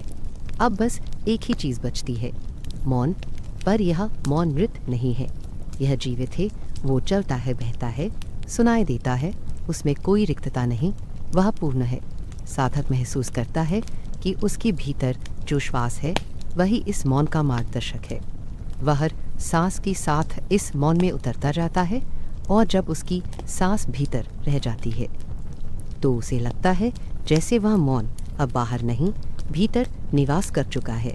पर्वत अब उस पर नहीं झुका हुआ, वह पर्वत के आर पार हो गया है, जैसे दोनों एक हो गए हैं। अब न दृश्य बचा है न दर्शक, सब एक ही स्वरूप में विलीन हो चुके हैं।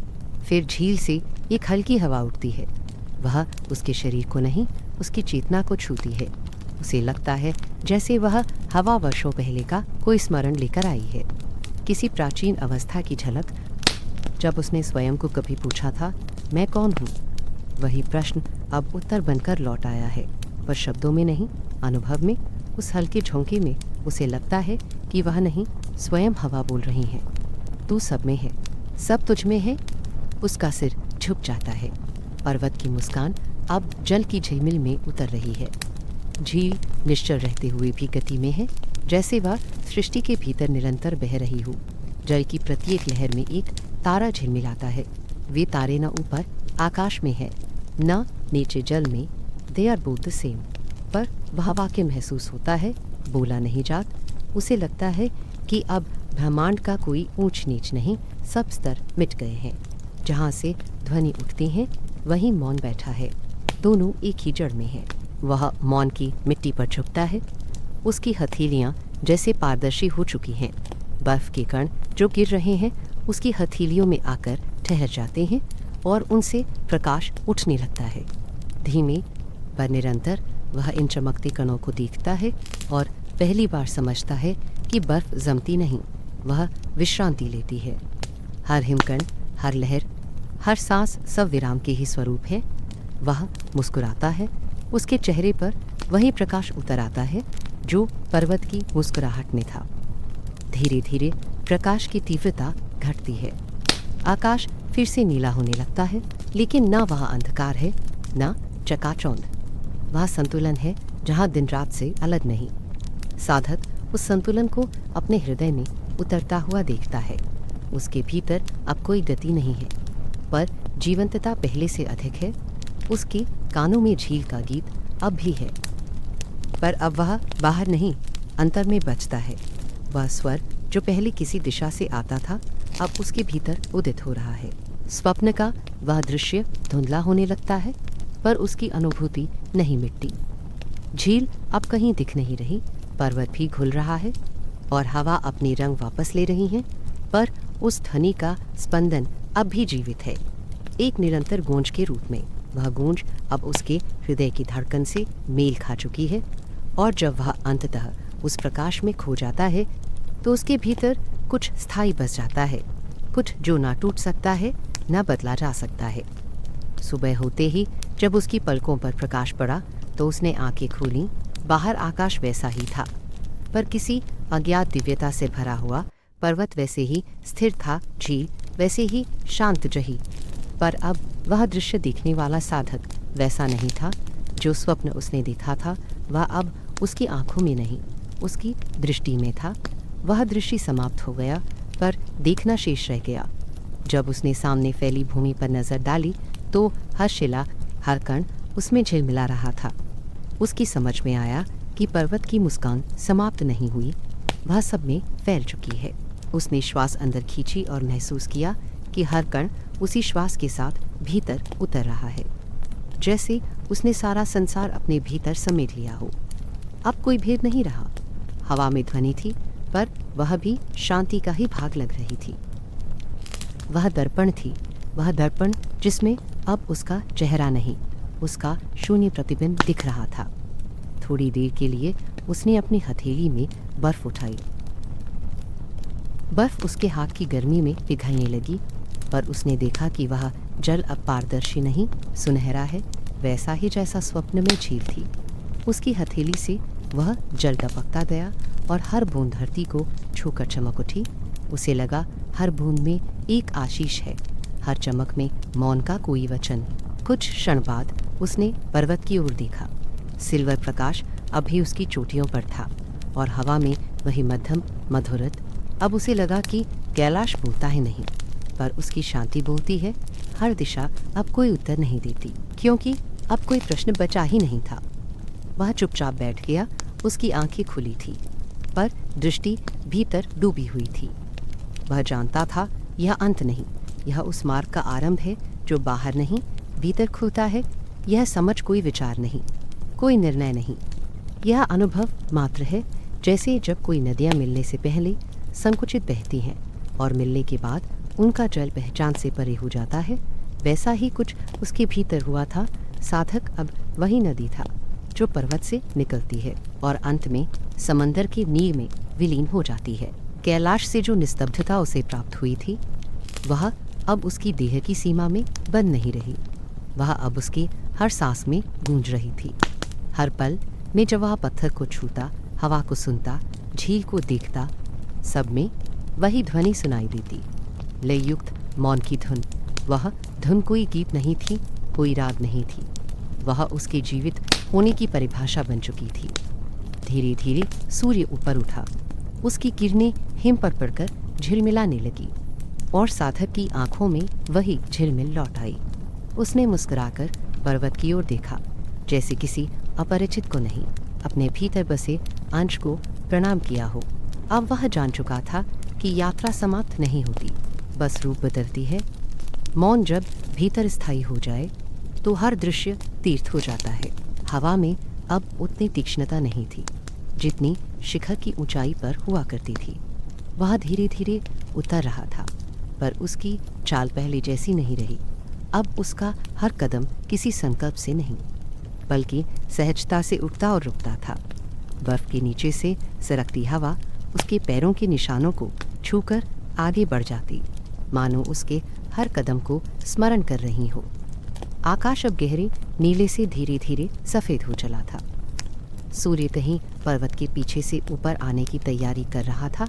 उसके प्रकाश का रंग अब तीखा नहीं, बल्कि सुनहरा था, उसी रंग का जो किसी लंबी रात्रिकालीन ध्यान के बाद सुबह की पहली दृष्टि को मिला करता है। वह चल रहा था, पर भीतर कोई गंतव्य नहीं था। पर्वत अब उसके पीछे था, फिर भी उसकी उपस्थिति हर दिशा में बसी थी। जब वह रुकता, हवा की नरमी उसे पार करती और ऐसा लगता जैसे किसी अदृश्य करुणा ने स्पर्श किया हो। वही बर्फीली राहें जिन्हें ऊपर चढ़ते समय उसने श्रम से पार किया था, अब परिचित लग रही थीं, मानो वे किसी अनकहे संवाद की स्मृतियां हों। हर पत्थर, हर शिला, हर फूल जो ठंड के कारण मुरझा गया था, उसे अब पहचान से देखता प्रतीत होता। आवाज़ें अब भी मौन थीं, पर उनमें जीवन की एक नई परत थी। दूर कहीं से किसी हिमनदी का जल बहने की गहरी ध्वनि आ रही थी, धीमी लेकिन स्थिर। वह सुनता रहा, किसी भी क्षण को विशेष नहीं मानता, पर हर क्षण में पूर्णता महसूस करता। नीचे उतरते हुए उसे लगा कि पर्वत का रहस्य अब उसे पीछे से नहीं देख रहा, बल्कि भीतर उसके साथ चल रहा है। जो अनजाना था अब स्वयं उसका हिस्सा बन चुका था। उसके सामने फैली घाटी अब खुले पुस्तक के पन्नों के समान झिलमिल करती थी। सूर्य उन पर अक्षरों की तरह लकीरें खींचता जा रहा था। सोने और नीले रंग की है। हर जगह एक मध्यम प्रकाश था, न प्रखर न मंद। ऐसा लगता था जैसे प्रकृति स्वयं उस मौन में समाहित होकर मृदुवाणी बन गई है। उसने पेड़ों को देखा, कुछ के तनों पर बर्फ की परत अभी जमी थी। उनकी शाखाओं पर से बर्फ हल्के झटकों में झड़ती और गिरने की आवाज़ किसी नम्र प्रणाम जैसी लगती। अब यात्रा का कोई क्रम नहीं बचा था। वह कभी ठहरता, कभी चल देता। कहीं कहीं धूप में बर्फ का प्रतिवर्तन उसकी आंखों में जल उठता, पर उस जलन में भी मधुरता थी। उसे लगा कि यह अग्नि बाहर की नहीं, भीतर की है, मन के भीतर से उपजी एक लौ जो हर ठंडक को अर्थ दे रही है। थोड़ी ही दूर चलकर उसे एक पत्थर दिखाई दिया, वही जिसके पास उसने प्रारंभिक दिन विश्राम किया था। उसने वहीं बैठने का निश्चय किया। नीचे झील दिखाई दे रही थी, श्वेत झिलमिल में नहाई हुई। पहले से अब उसमें कोई परिवर्तन नहीं, पर उसकी दृष्टि का ताप बदल चुका था। अब वह जल नहीं, चेतना की निस्सीमता लग रही थी। उसने अपनी हथेली में बर्फ उठाई। वह धीरे धीरे पिघलती जा रही थी और उस पिघलने में उसे लगा जैसे कोई वचन पूरा हो रहा हो, जैसे पर्वत की श्वासें उसके हाथों में उतर आई हों। वह पिघलन अब केवल पानी नहीं, आशीष की अनुभूति थी। उसने उस जल को धरती पर टपकाया। उस क्षण हवा में एक मध्यम स्वर उठा और फिर थम गया। काफ़ी देर तक वह वहीं बैठा रहा। उसके चेहरे पर सूरज की रोशनी आकर ठहरी थी। वही प्रकाश अब बिखरने के बजाय समझाने की कोशिश कर रहा था। उसे भीतर महसूस हुआ कि यह संपूर्ण यात्रा किसी मंजिल के लिए नहीं, किसी आरंभ के लिए थी। अब जब वह लौट रहा था तो पर्वत का मौन केवल उसे विदा नहीं कर रहा था, उसे अपने साथ ले भी जा रहा था। धीरे धीरे उसने उठकर नीचे उतरना फिर शुरू किया। हवा अब कुछ और गर्म थी, पर उसके भीतर जो शांति थी उसमें बाहरी ताप का प्रभाव नहीं होता। रास्ते के उस परिचित मोड़ पर पहुंचकर उसने पीछे मुड़कर देखा।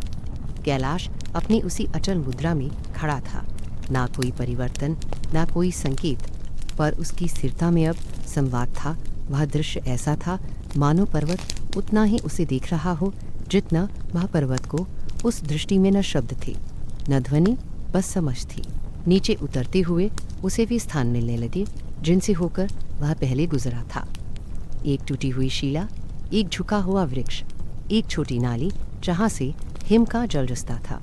अब वे सब किसी और अर्थ में जीवित लग रहे थे।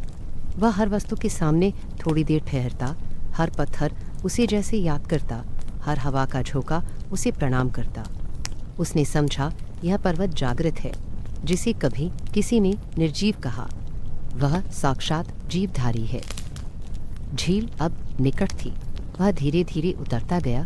जब उसका पैर पहली बार झील की नमी वाली मिट्टी पर पड़ा तो उसे लगा जैसे वह किसी पुराने घर की चौखट पर लौट आया हो। हवा में वही शीतल गंध थी जिसे उसने चढ़ाई के पहले अनुभव किया था। वह किनारे तक पहुंचा और थोड़ी देर शांत खड़ा रहा। झील का जल आज फिर से निर्मल था और उस निर्मलता में कुछ अधिक चमक थी, कुछ अधिक सन्नाटा। ऐसा लगता था मानो स्वयं झील उसकी प्रतीक्षा कर रही थी। उसने अपने वस्त्र के कोने से एक छोटा दीप निकाला। यही दीप उसने यात्रा की शुरुआत में रखा था, सोचकर कि लौटने पर इसे जलाएगा। उसने अपने साथ लाए हुए सूखे तिनकों से उसे सजाया और जब दिए में घी की छोटी बूंद रखी तो हवा ने जैसे धीरे से सिर झुकाया, उसने अग्नि जलाई। लौ धीमी उठी, पहले कांपी, फिर स्थिर होकर जलने लगी। दीप की वह छोटी लौ झील के जल में प्रतिबिंबित हुई। हवा चल रही थी और फिर भी वह दीप बुझा नहीं। उसका प्रकाश झील पर रेखाएं बनाता रहा, कभी गोल, कभी टूटती, कभी स्थिर। वह दृश्य ऐसा था कि हवा और अग्नि के बीच कोई संघर्ष नहीं, केवल संवाद हो।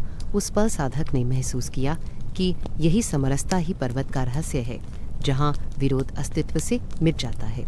उसने दीप को दोनों हथेलियों से घेर लिया और झील के किनारे उसे रख दिया।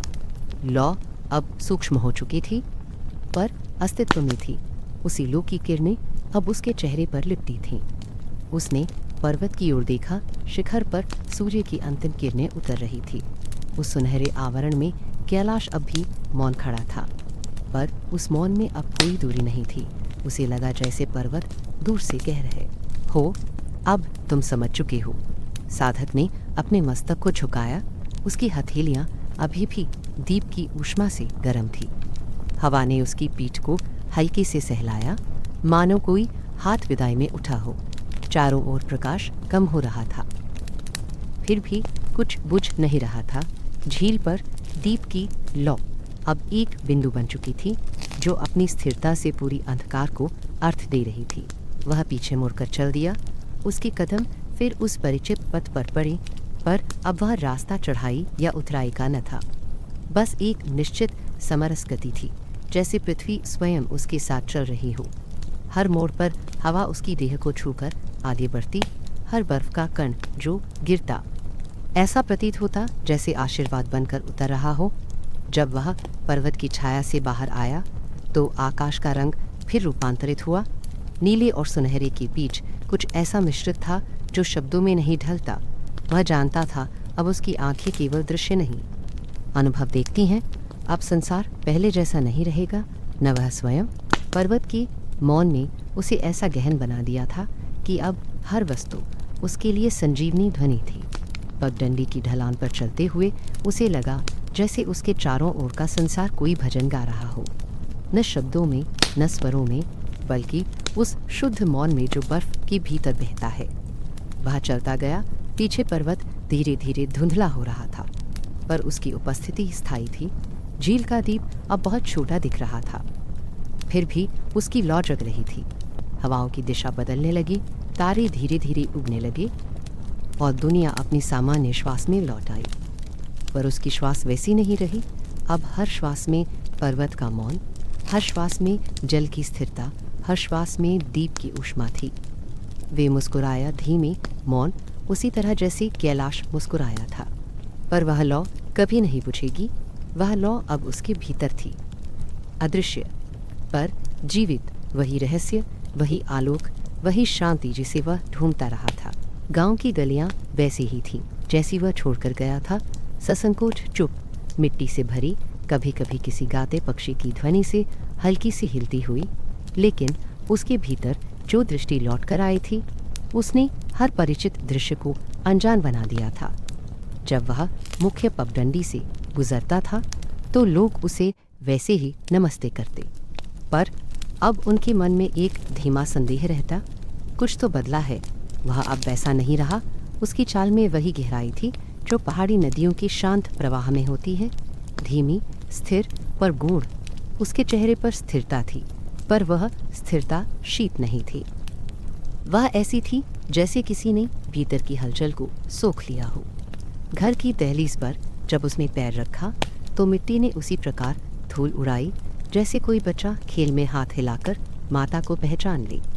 वह उसी मृदुलता से भीतर गया। बरामदे की दीवार पर अब काई जम चुकी थी और छप्पर के बीच से छनकर आती धूप उससे रंग खेलती थी।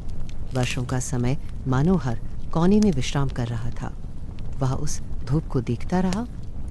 उसकी रेखाओं में उसे पर्वत की याद आई, वही स्वर्ण आभा जो शिखर पर उतरती थी। कौन कह सकता था कि यह वही सूर्य है या उसका कोई अंश अलग होकर यहाँ उतर आया है।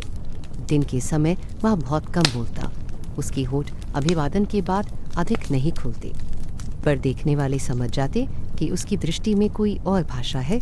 जब वह बालक किसी प्रश्न पर अटकते तो वह उनकी आंखों में देखता और धीमे से मुस्कुराता। बच्चे उस मुस्कान से विचलित नहीं होते, क्योंकि उसमें किसी उपदेश का छोर नहीं था, बस एक स्वीकृति, जैसे किसी ने कह दिया हो, तुम जो भी खोज रहे हो वही है जहाँ तुम खड़े हो। वह अक्सर नदी किनारे चला जाता, जहाँ उसका गांव समाप्त होता और खेत आरंभ होती। उस स्थान पर हवा खुली होती और दूर फैला नीला आकाश किसी विशाल निस्तब्धता की तरह ऊपर टंगा रहता। हाथ में कोई पुस्तक या साधन नहीं, बस सुनने के लिए। जब हवा खेतों से होकर आती, गेहूं के बाल लहराते, तो वह उसकी सरसराहट में मौन सुनता। यह मौन वैसा नहीं था जो शब्दों के बीच होता है, यह वैसा था जो जीवन की गति के भीतर छिपा रहता है, किसी चलते जल के नीचे की शांत परत की तरह। गांव के लोग धीरे धीरे उसकी एक नई पहचान बनाने लगे। वे कहते, वह अब कम बोलता है, लेकिन जब पास बैठो तो मन में एक शांति उतर जाती है। कोई उससे सलाह लेने आता तो वह बस सुनता रहता और अंत में इतना कहता, हवा चलती रहे, यही पर्याप्त है। यह सुनने में अजीब लगता, पर किसी को निराशा नहीं होती। उनकी आंखों में लौटते वक्त एक हल्की चमक रह जाती। रातें उसके लिए सबसे प्रिय समय थी। आकाश में तारे फैले रहते, कभी बहुत चमकीले, कभी सिर्फ हल्की सुधियों की तरह। हवा तब कुछ धीमी हो जाती, लेकिन उसके भीतर वही हिम की चुभन बची रहती। जब वह बिस्तर पर लेटता, दमा रानी रानी, तो खिड़की से आती हवा उसके चेहरे को छूती और वह अनायास आंखें बंद कर लेता। उसी क्षण उसे शिखर की याद आती, कैलाश की, वहाँ की हवा जो शीतल थी पर दया से भरी, वहाँ का मौन जो सुनाई देता था।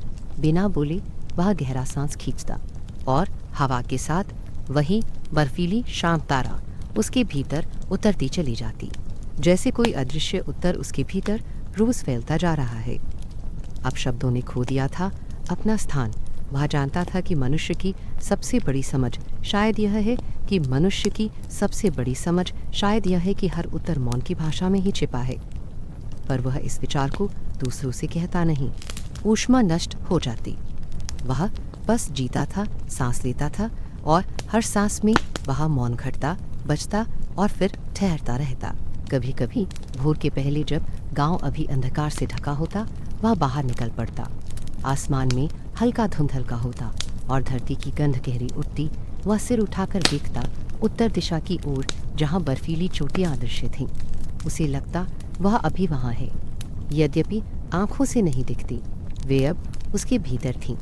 उसकी हर सांस के पीछे, हर विचार के आगे, हर धड़कन के गिर्द उनका अस्तित्व अब दिशा में नहीं, उसकी चेतना में था। वह खेतों के ऊपर से गुजर रही पगडंडी पर चला गया। आसमान की लालिमा धीरे धीरे स्याही में घुल रही थी। उसने वही शांति महसूस की जो कई वर्ष पहले पर्वत की तलहटी में पहली बार महसूस की थी। वही स्थिरता उसने महसूस किया कि शांति स्थिर नहीं होती, वह गति में है, पर इतनी सूक्ष्म कि केवल अंतर्मन में ही उसकी गूंज सुनी जाती है। उसने निश्चल खड़े रहकर हवा का स्पर्श महसूस किया। बालों के बीच फंसकर गुजरती उस हवा में अब कैलाश था। हर स्पर्श में वही ठंडक, वही नीरवता, वही विशाल स्वीकृति। उसके भीतर कुछ फुसफुसाया, शायद याद नहीं अनुभव। वह मुस्कुराया, होमबाद मेघ, फिर धीरे से धरती पर बैठ गया। उसने अपने हथेली को मिट्टी पर रखा। मिट्टी ने उसकी त्वचा को छुआ, जैसे वर्षों बाद किसी को पहचान लिया हो। बरसात के दिनों में जब गांव के ऊपर बादल रुक जाते तो उसके भीतर अजीब शांति उतरती। वह देखते देखते जान जाता कि इस गाढ़े अंधकार के भीतर भी कैलाश की ही उपस्थिति है। उसके लिए अब कैलाश कोई दूर पर्वत नहीं रहा था, वह हर ठहराव में था। बादलों की चाल में, नदियों की गहराई में, बच्चों की हंसी में। जहाँ भी मौन होता वहाँ वही रूप साकार हो उठता। गांव के छोटे बच्चे कहते, दादा अब जब बैठते हैं तो चारों ओर हवा हल्की हो जाती है। और सच में ऐसा होता। उसके बैठने से कोई दृश्य न बदलता, पर वातावरण का भाव बदल जाता, जैसे कोई अनकहा संस्कार चारों ओर फैल जाता हो। वयस्क लोग अक्सर उसकी स्थिरता को देखकर चुप हो जाते। उनके मन में प्रश्न उठते, पर वे पूछ नहीं पाते, क्योंकि उसके नज़र उठाने से पहले ही उस प्रश्न का उत्तर भीतर उतर आता। वर्ष गुजरते गए, उसके बाल अब पूर्णतः श्वेत हो चुके थे। चेहरे पर झुर्रियाँ आईं, पर उनमें भी एक सौम्य आभा थी।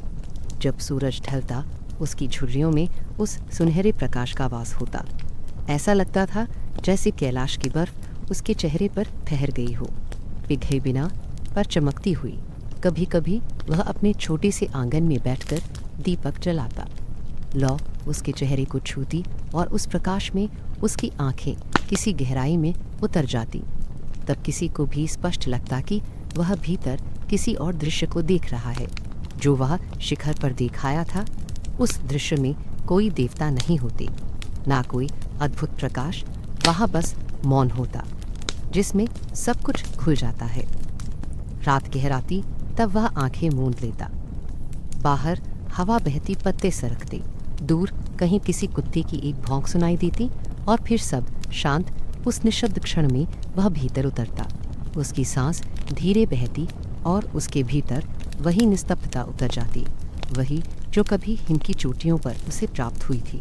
पर अब वह न पर्वत के शिखर तक पहुंचने की चाह रखता था, न मौन पाने की साधना करता था। अब वह मौन स्वयं उसका स्वभाव बन चुका था।